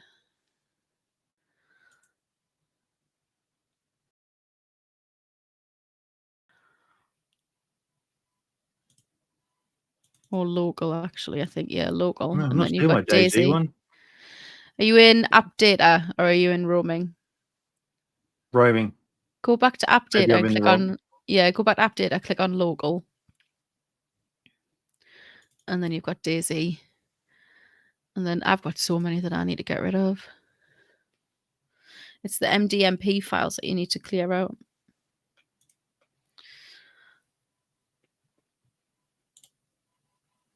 DayZ.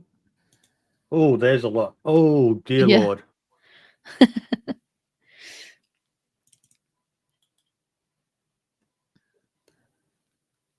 But it's also where it stores a bunch of your like mod data and things like that. So we have one on there that's 883 items. Yeah. Now, it's a lot. And if you don't do it regularly, you're not going to know about it because it's not in your general gaming folder. Oh, hang about now. I've got to empty my trash bin as well. I've updated to Windows 11 and it is so confusing. I'm not a huge fan of Windows 11 so far. It's made some stuff easier, but it's just changed. You always wonder, did they change it because they needed to, or is it change for change's sakes? I'm never a huge Well, this fan is of it. change for change's sake. I don't like change. I'm very I like to keep things the way they were. Yeah. I get the need for Yeah. change, but I don't enjoy change. I get very frustrated and very angsty. I'm like, oh, what are you doing? Why have you done this to me? Okay, it was only about 3 gigabytes this time, probably because I haven't been playing a lot. So that was kind of good. But I've had it be some massive sizes before. So yeah, it's a good one to always stay on top of, folks. Where do you see the Forsaken RP going in the next year or so? Hopefully just onward, because I mean, there's nothing much more that I can hope for than what we've got at the moment. The servers, especially at weekends, is full. Like, we have a 70 player slot server. It's always full at the weekends with queues. Through the week, we get on average between 50 and 60 people playing. So we have a lot of good interactive stories going on. The community on Discord itself is, for the vast majority of it, is a very wonderful place. Like, we have people who will post the praise. They'll do things like character journal entries and things like that for people to read. We have advertisements and stuff where they'll do like in-character posters and things. It's in a really healthy state right now, so I'm hoping in the next year it stays the same. For story-wise, the lore master, I don't get involved in the lore that much because I like to be surprised by what's happening in game. I like to keep my reactions as genuine as possible. But the lore master assures me that he's got content for us for up to season 12. So we've got the content there. It's just making sure that we keep things as they are at the minute, make improvements where we need to, and be open to those improvements if needed, and keep our current player base and welcome in the news as well, because the new players can add so much too. So hopefully just onwards. I'm not the kind of person who's like, oh, we're going to be amazing. In a year's time, we're going to be the best roleplay server around, because I honestly don't like to think like that. I think the DayZ roleplay community itself should stick together. Like we were talking earlier, when we get like the bad players and things like that, if I ban somebody, if they've done something particularly awful, I'll always go into the other roleplay communities like DayZ Underground, TLC, things like that, and I'll message them, or I'll put a ticket in and I'll say, look, we've just had a situation with this player. This is their name. Here's a clip of what they did, and this is why we've banned them, just so that you've got them on your radar in case they come here next, because they're not the caliber of person. Yeah. Right there is an example of a rising tide lifts all boats. Sharing information that's relevant so that they you're helping each other out, and then they'll do the same for you, and you're all helping each other out. Well, this is it. They might not be my servers. They might be bigger than me. I mean, DayZ Underground's obviously a huge roleplay server, but I'll still reach out to them, because ultimately we're all in the same roleplay community. And the one thing I enjoy most about DayZ is the community. Like, I think we have a small minority, and we did go through a period where we had some toxicity going on, where there was a bit of arguing amongst certain people that we all know about that happened within, especially the content creating community. But I do think for a video game of this sort of intricacy, we have a pretty solid player base.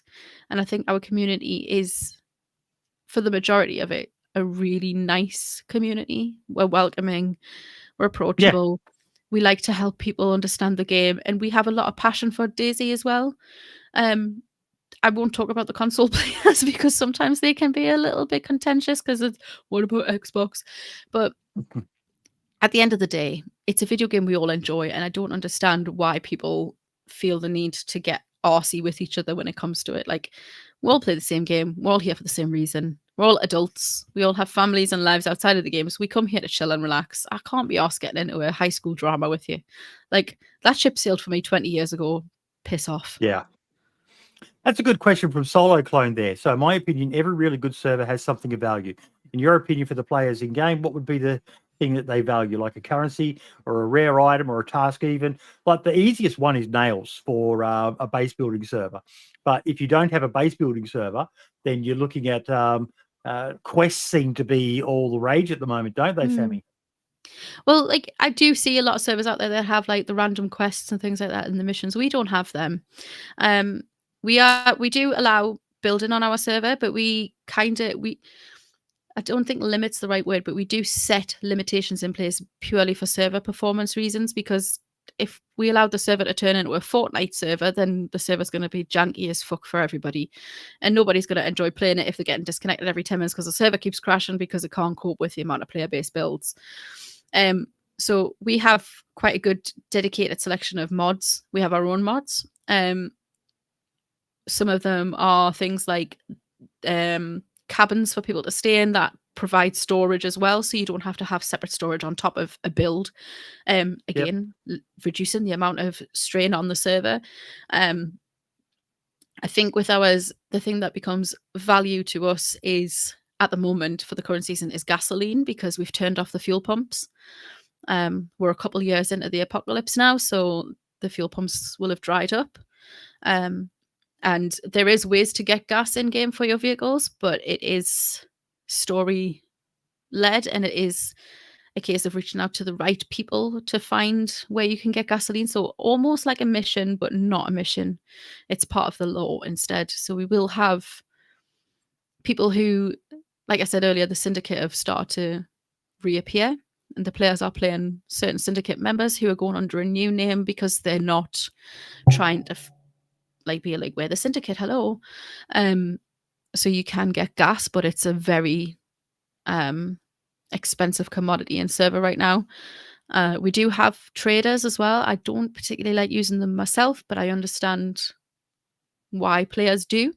So instead of, we don't have rubles and cash and things like that, we trade in bottle caps instead. So we have bottle caps. We do have some rarer guns that can be found in the higher tier military areas. We have zones that are gassed and things like that. So it's, we have quite a few things that are going on like that, but gas is probably the biggest, like gasoline is the biggest commodity that people are after at the moment, because it's expensive and you can't get it from the fuel stations. Last question for you, mate. If you could go back to 2011 and talk to the you starting DayZ, what would you say? Don't blame the devs for everything. They have a very limited resource pile, so don't blame. It's not just their fault. Like, some decisions they make might be questionable, but it's not ultimately their fault. And stick with it, because DayZ has literally, for me, changed my life. Like, my best friend I met on DayZ. The staff that I have in my team are my friends in real life. We meet up several times a year and go out drinking and for meals and stuff like that. We're actually going out together in 4 weeks' time. We've just booked an Airbnb for a bunch of us to get together. Ultimately, DayZ has helped me find the bunch of friends that I have. You need to do a Discord stream of that for the people who can't be there.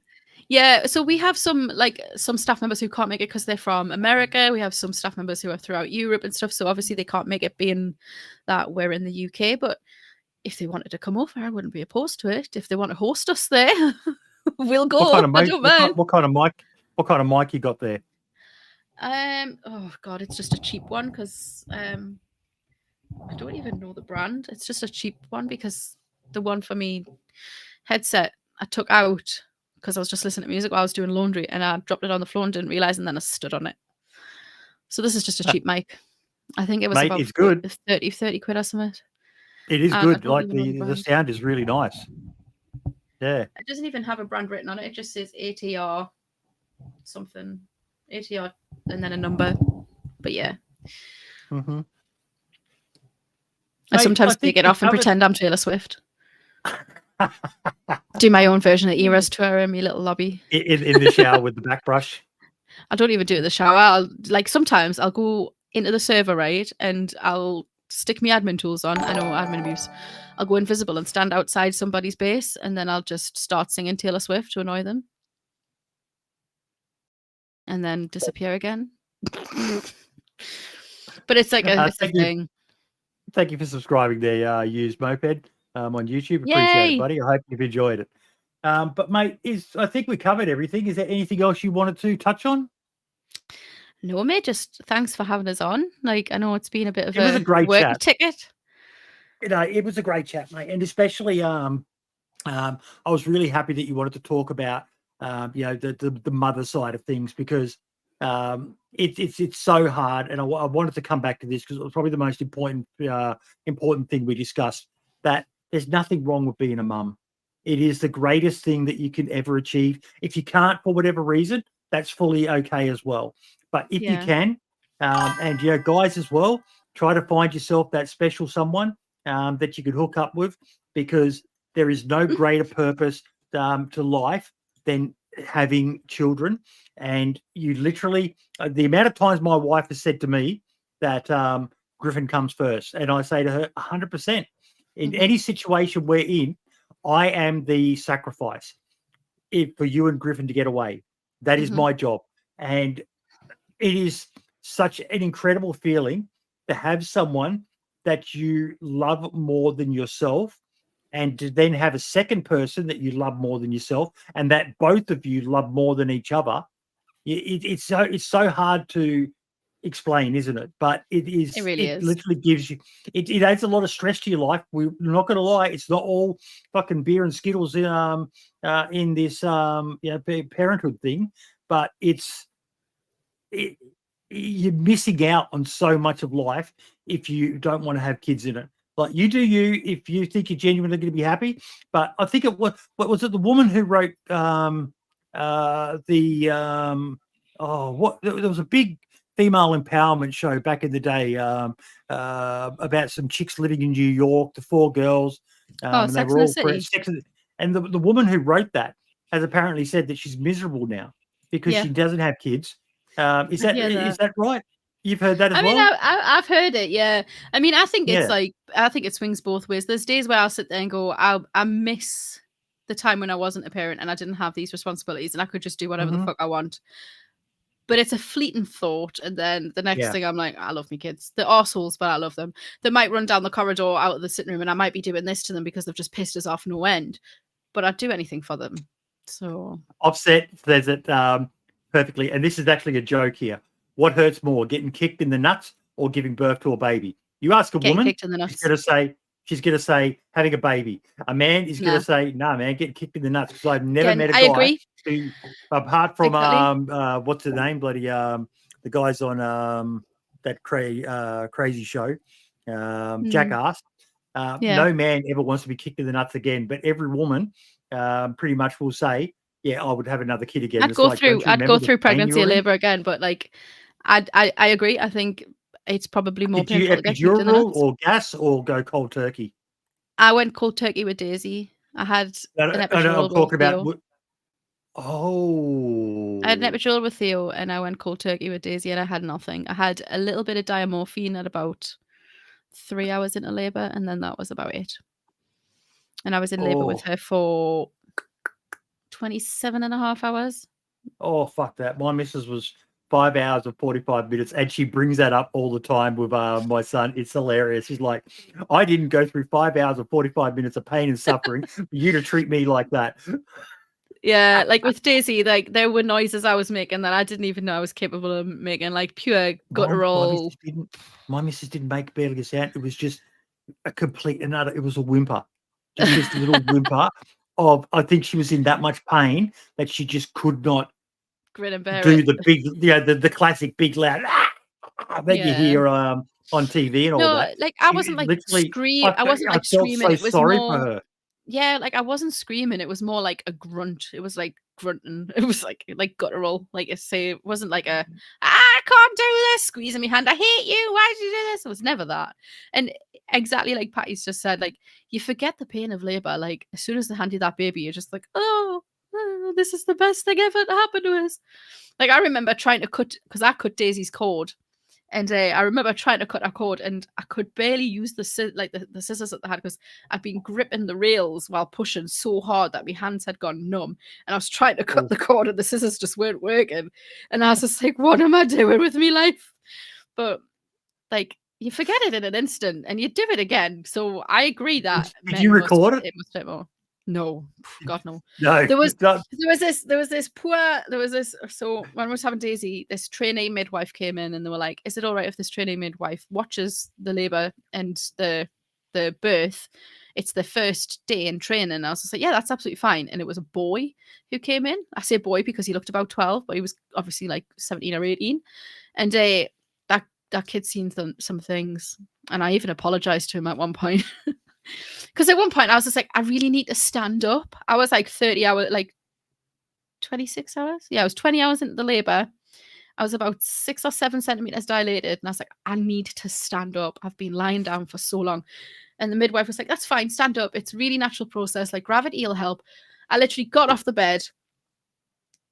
And I was like, I need a squat. She's just like, again, that's quite natural. Like that feeling to bear down.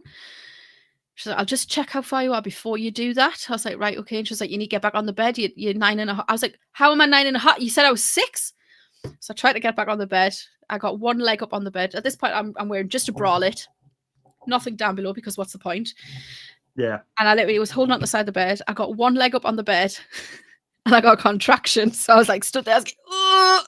She's like, Sammie, I really needed to get back on the bed. I was like, I'm trying. I'm just having a contraction. Meanwhile, this poor kid sat directly behind us. I've got my arse in the air.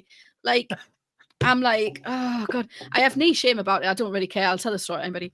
It's natural. You're not saying it's the you're not most live streaming a natural. birth on Twitch. No, please, that was a bit much. I was like, okay, good for you for having the cojones to do it, but no, there's some things that should stay private. But then I got the next 100%. leg on and she was like, please, Sammie, I just need you to lie down on the bed. I was like, I'm trying. I'm having a contraction. She's like, I just need you to cooperate. You were And I literally went, cooperate? Do you want to push this fucking thing out of you, do you? And she was just like, don't shout at us, please. I was just like, well, don't tell us to fucking cooperate when I'm trying to push a fucking watermelon out of myself.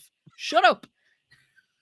Like, it's insane. My husband was sat there like, what you women go through in the space of hours.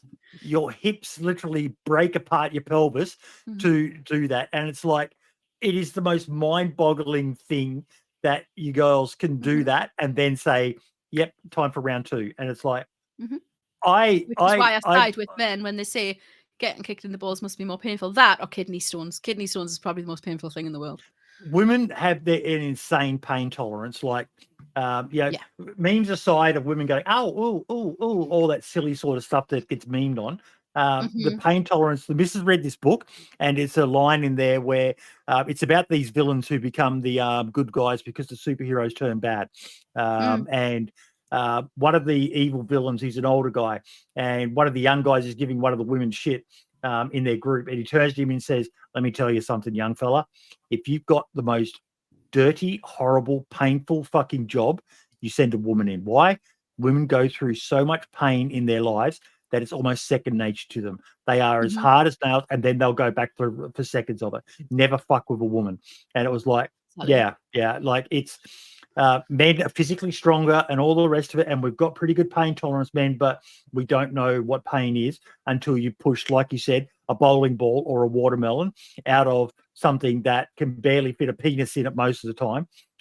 And it stretches. I think a lot of people forget just how big 10 centimeters is. Like, there's all this jokes about penis sizes and things like that, but people forget, like, 10 centimeters is fucking big. Yeah. And then the baby still doesn't fit. It doesn't just like be like, hello, mommy, I'm coming out now. You've still got to force it out. And you've got to get the head out, and then you've got to get the shoulders out after that. And then after the shoulders, it's all pretty good from there. And that's provided it's all the right way around. And there's no other horrors involved. A mama bear will tear it up, definitely. Mama bears are fucking crazy. Crazy. You do not fuck with a mother's child. A good mother, that is. No one likes a mad woman. No one likes a mad woman because you poke that bear. Hell hath no fury. Well, there's a reason why there's a saying like that, isn't there? Yep. It's like, Sammie, this is what I was saying with Moana. Moana. Tafiti, hell hath no fury like a woman scorned. Tafiti had a heart stolen. Look at how she reacted. Shared it with fucking lava monster. Just saying. I just found out about the I think she's Polish princess, Olga, and what she did after they killed her husband.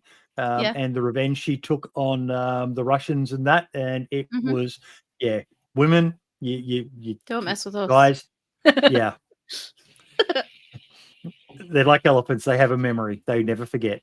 They might forgive, but they will never forget. I threw ice water on my missus once when she was in the shower, thinking it was funny. 26 years later, she still brings it up. And I'm like, every time I do a fuck up, I make a mistake. I sort of go, this is getting added to the list, isn't it? And she goes, oh, yeah. Noted. It gets brought up at the most random times. Yep. And it's like, okay. So I just try not to make those mistakes anymore. Sammie, I have had so much fun doing this, mate. It's been a great honor and a privilege to chat with you because, like I said, we need to make mothers great again, and we need to understand the pressures that mothers are under. Everyone's under pressures, but today's episode was focused on more about the mums of the world, and in particular those who are gaming as well, because you're running a community. You're gaming yourself. You've got your family. You've got a job. You've got all of life's pressures and all the rest of it, like the rest of us. And for mums, they had their own unique set of struggles because you guys have a connection to your babies that no one else will ever understand. No one else on the face of this earth will have the same connection with that child as you. Men have a connection, but it's not the same as the mothers. Because, like you said, literally for 9 to 10 months or so, they're inside you and growing inside you, and you feel every single thing. My missus was a smoker and a drinker. She'd have one cigarette a day and one coffee when she was pregnant, and she'd have them at the same time. And that was when she was watching her favorite TV show, which was Buffy the Vampire Slayer. And then, I think your missus and I would be fucking best mates, me, Mike. Well, every time she sat down and put the TV on to listen to it, she would feel a little kick inside her tummy. Because he was listening and he could hear and he knew the routine. Ask her if she watches Buffy now. Ask her if she watches Buffy now, does she get phantom kicks? Because I get phantom kicks. I get phantom kicks when I listen to CCR. Because I used to listen to a lot of CCR when I was pregnant with Theo, and he would always kick when it was playing. And whenever I listen to it, I get like phantom kicks, like almost like a flashback memory. I need to remember to ask that because that would be. I reckon she probably would. But she said even afterwards, after he was born, when she would sit down to watch it, he would just settle. It was just this weird routine of once that came on, he knew that was the time that when mum wasn't busy and doing stuff. And, so she kind of learnt that was a bit of a life hack. If he was playing up, she had a video of it and she'd play that and he'd calm down. If he was being a bit Fortunate Son on and Theo would fall asleep. That's a pretty fucking cool song. Does he still remember the song? Yeah, he does. It still is. It's that and Iron Man are his favorite songs. We'll get in the car. He's like, "Can I have I Am Iron Man on, please?" I'm like, "Yes, you can have Iron Man." So we'll put that on, and then he's like, "Can I have Fortunate Son on?" I'm like, "Yeah," but he also loves random things. Like DayZ obviously loves the girly things. She's an ATP and Aperture, and she'll ask for Reach for the Stars on and 5-6. Although 5, 6, 7, 8 by steps is not called 5, 6, 7, 8 according to DayZ. She'll say, "Alexa, play 1, 2, 3," and then I'll have to tell it to play 5, 6, 7, 8 because she can't count. Yep. So but yeah, I'm just scratching Fortunate Son, the lab. But I've got two of them. There's two of them in here. Bless them. But no, mate, it's been an absolute privilege. Thank you so much for having me on. Appreciate your time. Considering it's like 6 a.m. for you now, so it is 6 a.m. now. And Solo, thank you so much for that. I just shared the Discord for Plague RP if you're interested in checking it out, and also Sammie's Twitter account and the Forgotten Roleplay 4219 Twitter account as well. So go check them out. I can't call it X, mate. It's still Twitter. It's fucking Twitter. Not. I'll send you the updated Discord because that's for the Plague RP and that's our old one. So okay. I'll send you the Forsaken one. Well, you need to update your bio on Twitter. I do. Thank you. That's where I got it from. So yeah. There you go. Let me get you the correct link. Kids are the only pursuit in life worth seeking out, bringing us the most blessings. Good show, thanks. 100% Solo, 100%. Everything else is ancillary. You've got to make sure you obviously have a nice house and all the rest of it, and decent income. It's all material. It's all material. You can get new things, but you can't replace your family and things like that. So, my wife and I's philosophy is we want to give our son all the opportunities that we never got ourselves. Exactly. But we keep him grounded as well.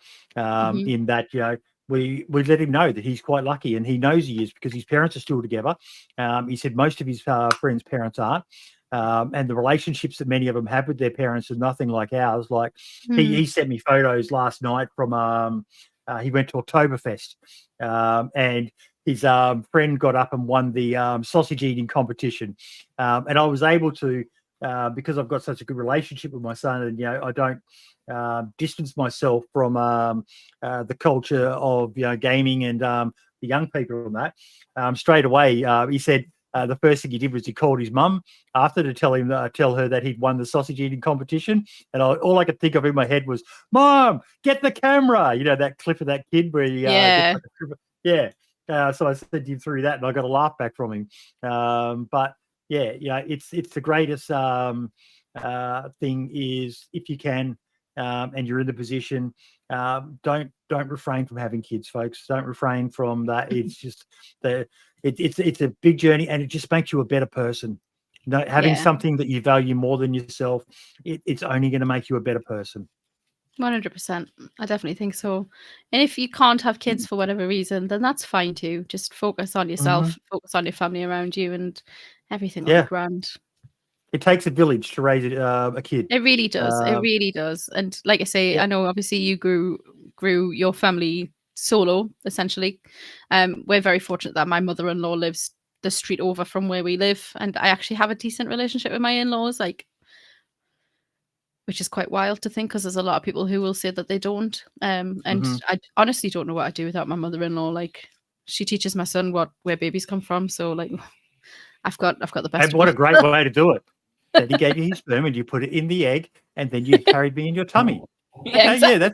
That's pretty cool. You don't need to know how daddy gave you the sperm and where mummy's egg was. Exactly. That's correct. It's the correct. Scientifically, that is correct. Yeah. You're going to make a fantastic doctor, Theo. You're going to make an amazing doctor. Before you go, I'll give you mine. A funny parent story. One of the things that you worry about the most with your children in today's day and age is something bad happening to them. And we were always very adamant with Griff about his private parts. They're his special places, and no one's allowed to touch them. It's not because it's bad or anything, but that's yours and yours only. So whenever it came to cleaning him up after he had an accident or anything, it was like, I really don't want to have to touch any more than I have to, because you've got to get in there and you've got to clean all the crap and all the when they pooed inside their nappy and that. And even when they've had a wet accident, it's worse with a girl. You don't clean that up. I imagine it would be, but even when they've had a wet accident, if you don't clean that shit up, it can rash really bad. So you get in there with the wipes, and then you wipe it, and then we would always powder. Always with the powder afterwards. Every accident, you got a fresh nappy and powder. And what I would do is I would shake the powder on, and then instead of moving his bits around with my hands to make sure the powder got there, I'd put a fair bit on there, and then I'd grab his legs and I'd shake his legs like that, so his bits would wobble around. For some stupid reason, I started making a song out of it, and the song was shake, shake, shake, shake your doodle, and he'd sing it along with me. I never told the wife I was doing that. And when she was doing it for him, she wouldn't do that. She hadn't thought about it like I had. But he started singing it once, and she's like, "Oh my God, who's teaching my son to be a stripper?" And she's worried about this in her head. And as you probably know, you can never trust anyone when it comes to. You can't even trust your partner 110% because you don't know. They could be living a lie. And then she finally one day saw me doing the changing, because usually when it's changing, it's like, it's your turn. You're never really in there together, are you, when you're doing the changing of a nappy? It's not like a group hug activity. It's like, it's your turn. And she finally saw me, or she heard me, and she came in and she goes, oh my God, I know now. And I was like, what? She goes, I've been worried for a couple of months now about what the hell was going on, and now I know. And she's like, yeah, it's just one of those weird parenting stories that you never really fully. You're laughing about it because you can kind of understand in your mentality. It's like, yeah, you do worry. What's one of yours funny incidences that parenting has given you? There's been so many. I think probably the funniest was when Theo's speech was developing, and he couldn't say certain letters. Certain letters would sound the same as other letters, and my mother and father-in-law were dog sitting for our uncle, and they have a dog called Billy. And Theo could never say his W's. He used to always come out as a. You could never say B's. Sorry, would always come out as a W. So he would call Billy Willie. And there was a day he was walking the dog with Granda through the park, and they'd let the dog off the leash. And Theo was running through the park, going, "Granda, Granda, we need to catch Willie. Come here, Willie. Need to grab you, Willie. Granda, grab Willie." And I was like, "I'm not with these." The I just one got my for my phone out and I missus. turned away and I was just like, "Hey, can you just save me, please?" But it was like I have a niece as well who one time we went around to see her. She was 6 at the time. She's 17 now. She was 6 at the time. She was playing on the swing in the back garden when we walked around, and she jumped off the swing and came running over and went, "Auntie Sammie, sometimes my daddy hurts me." And I just Right, that was my this is exactly what I was talking about. You would have this gone was my straight into reaction. Mama Bear mode. Right. But then my cousin turned around and he went, "Hannah, please tell them why daddy hurts you." Because he's the dad. And she was just like, "Daddy told me I had to tidy my room and it hurt my heart." And you would have gone from immediate relief instantly to probably pissing yourself laughing. Yeah, I was just like, "Oh my God, Hannah, I was getting ready to don't call say that to fucking your the SAS teacher. team. Please don't say Yeah. that to your teachers at school, because like social services will be here and you'll get taken Oh away." yeah. Show Sometimes me my on the daddy doll hurts where daddy me. touched you. Yeah. Yeah? Did he Yeah. touch you in the Oh. no? Where did he touch you? But no, It's it was the like things it's kids like say. The things kids honestly, say. yeah, it is so funny. Like the great thing I'm enjoying with DayZ now is her speech is much better now. She's just turning 3 next week, and she's having full-on conversations now. And we were walking to the nursery the other day with her, and she was like, "Mummy, I haven't been to a party in a little while. I think I should have a party for my birthday." And I was just like, "What?" Like a full, like, blown, like, sentence that I was not expecting to come out of a 3-year-old's mouth, considering at breakfast she was just going, "Lexa, play Taylor Swift," because she can't say Taylor Swift, she says Taylor Swift. So, oh shit, I think I just activated my Alexa. So yeah, I now have Taylor Swift playing in the kitchen. So yeah, kids' speech and the things they come out with. There used to be a TV show years ago called Kids Say the Funniest Things, and I used to absolutely Yes. adore that. And now I'm Same. living it, and it's immense. It's so much fun. My missus was in the shops once with Griffin, and back then she was like a tiny, young girl, very, small body, as most young girls are. So very attractive. Still is, but Griffin's in the pram, and there was a lady in the same shopping aisle as her, and he just turned to her and gone, "Mummy, that woman has the biggest bum I've ever seen." And she said she was just absolutely mortified and just put the shopping down and just walked out of the shop. It's like, there's nothing I can say here. I just need to leave. And it was like, oh my God. And it wasn't anything mean. Yeah, it's just for him, it was probably, oh my God, that is. Yeah, we had a Aboriginal woman who was a friend of ours, and we used to go to parties all the time. And then one day at home, he turned around to us and he goes, "Daddy, I know why Debbie is black."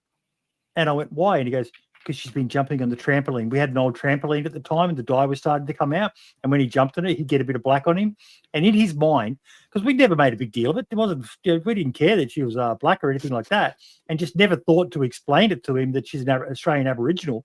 But in his little mind, he was probably always wondering, because we didn't have a lot of Aboriginal friends. There's only not a lot of them in Australia. But he was probably always wondering, why is this one woman black when everyone else around me is white? Yeah. And so he'd been thinking about it. And then one day his little brain, I went to work the next day and I told Debbie, she thought it was the funniest fucking thing she'd ever heard, because she was fantastic. She loved Griffin as well. And she's just a lovely woman. And he liked it because she was a very loud woman as well. And kids gravitate towards those sort of people. So, yeah, it's just, again, another reason to have kids. The shit that comes out of their mouth at times will just have you in tears. I know. Embarrassed, sometimes embarrassed. Yeah. It's like there was a new intake of children came into Theo's school class at the start of the year, because I don't know how it's done over in Australia, but over in the UK, the first few years of school, like nursery, they'll take the children in the school term following their 3rd birthday. So in the January, there was a bunch of new children who started because they turned 3 before the Christmas. And I said to Theo, I was just like, so did you make some new friends today? And did some new friends start at school? And he said, yes, there was one girl. She's called Lucia. And when I seen her, I just went. I went, why did you do that? He went, because she's gorgeous. I was like, okay. He went, she's now one of my girlfriends. I went, one of? He went, yeah. I was like, how many girlfriends do you have, Theo? And he's just like, I've got 4. I was like, 4? He's like, yeah, Lucia, Darla, Elamy, because he can't say Emily, Elamy, and who's the other one? I think there's another one. I can't remember her name. And then I went, well, what about Dana? He went, no, Dana's just a friend. I was like, okay. Yeah. You can differentiate. That's fine. Also, Jess, thanks for the Elizabeth Taylor shout out in chat there. It's a Taylor Swift thing. She's been in my life, that girl. So yeah, it's just been I think we can immense. call it quits there, mate. I think we can, 2.5 hours, yeah. And it's been great. And I've just enjoyed it's so nice to just talk about being a parent and not be judged for it, because there's so many people who look down their noses at parents, make parents fucking great again. Yeah, one of the things I love is in the country of Hungary, apparently that the more kids you have, the less tax you pay. And I think that's just a fucking great incentive. I think that's a great incentive. We need to have more. Is that to promote population? Is it? Is that like? There's an example I want to use, but I'm not going to use it because I don't want to get called for it. But like, is it like a promotion to like have more children? We'll pay you. Sort of, yeah. It pretty much is, because so many Western societies have made it, almost frowned upon to have children. But no, it should be the goal. Was it China who recently allowed parents to have more than one child? They had a one-child policy, and it's come back to bite them in the ass. That had massive. That was probably one of the most misogynistic policies ever introduced, because most of the society, they wanted to have a boy because of cultural reasons, and they were literally aborting or just killing baby girls. Fucking terrible, absolutely terrible. I think India's got a similar sort of problem, where there's an overwhelmingly disparity between the amount of females versus males. But if you just have boys, you're not going to have any population. Mm-hmm. You need girls. We rock. We're the best. Yes, you are. Yes, you are. Can't have life without us, unfortunately, and the world wouldn't move forward without us. So, well, it's I couldn't imagine a world without women, and I couldn't imagine a world without men. We need to stop all hating on each other, and men putting down women and women putting down men. We all have our values. We all bring stuff to society, and we need to just accept each other for our uniqueness. It'd be fucking boring if we were all exactly the same. Exactly. Yeah. Men can do things, women can do things, very different things. And there's a lot more than just having babies that women can do that men can't fucking do. The whole nature of a woman, they're more empathetic. And men lack that empathy for a reason. Because you want to show us the shelf you put up.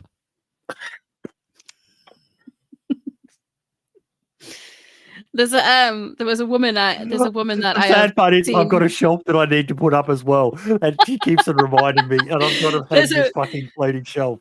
There's a comedian that I saw a clip of on Instagram, and she's so funny, and she puts it perfectly. She literally just says, you could never. Like, we do so much as women to appease the masses. We curl our hair with 200-watt rods that we put close to our fucking eyeball so that we can say we went to the beach, and then I'm pushing out a child and you're stood in the corner going, I don't know, my trainers are a bit stiff today. Like, you could never. Sammie, thank you so much. Good luck with parenting. Good luck with the server.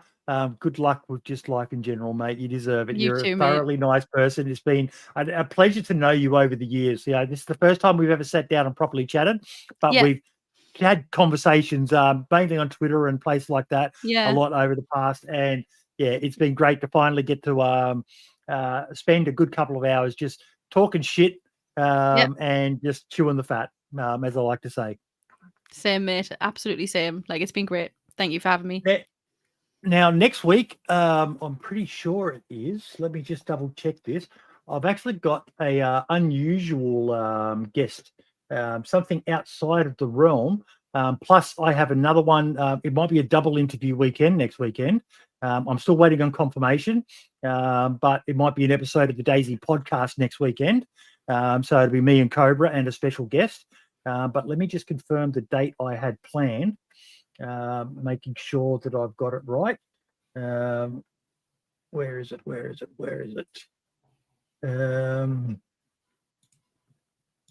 I don't think. Well, I'll say who I think it is. It's a World of Warships content creator by the name of Mingles with Jingles. He's got about 700,000 subscribers on YouTube.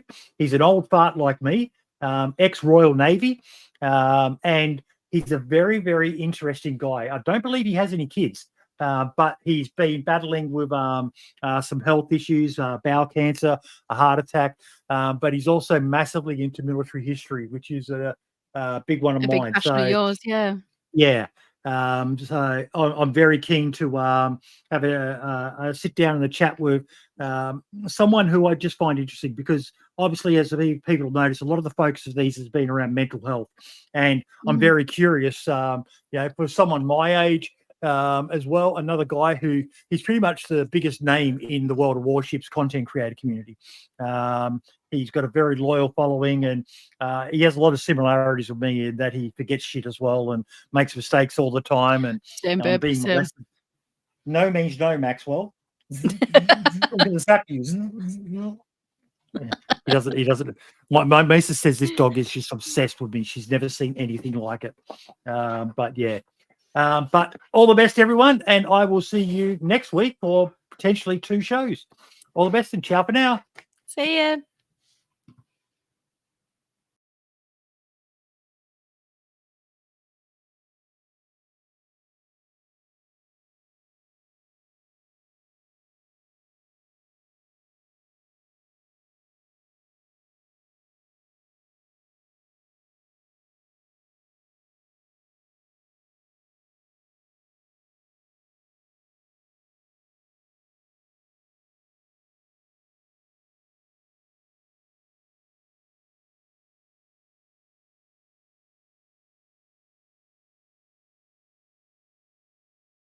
Hello.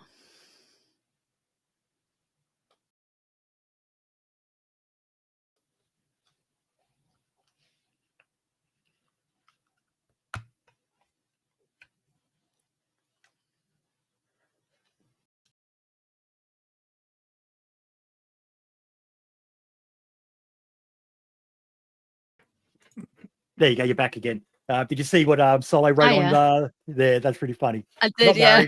But my shelves are up. Try rolling as awesome. a listen. You happy with that interview, mate? I am, mate. That was so much fun. I had a blast. It was. I think we got to cover quite a lot then. It was awesome. So yeah, that's awesome, mate. I'm going to love you and leave you. I am busted to go to the toilet, and I think my dogs are too. That's why they're mobbing me. Get yourself a coffee. And definitely look at a golden retriever, mate. They are amazing for children. They're just so playful and intelligent, and they're a good sized dog. They might knock them over a little bit as they get a bit boisterous in their pup years. But if you can get the dog trained and the kids trained, more importantly, like you saw the main one who was mobbing me, Max. My God, I would love to see him around little children, because he's just such a playful and good-tempered dog. Yeah, the only hard part is when they eventually die. It's very hard on the kids, but it's one of those things. It's just they're awesome. But yeah. Anyway, good luck. Thanks, mate. You take care. Give the best to the missus. And what was that? Ghost kicks. I've got to ask her about kicks, ghost kicks. Phantom kicks. Phantom kicks. Yeah. Ask her when she's watching Buffy. It might just be like a psychosomatic thing, but I genuinely feel like I can feel like little flutters still when I listen to Credence. Yeah. So, I probably reckon she'll probably tell me she has. Because, I think most women probably do. Yeah. There's times where I feel them and I'm like, shit, do I need to take a pregnancy test? But, you know. Definitely not.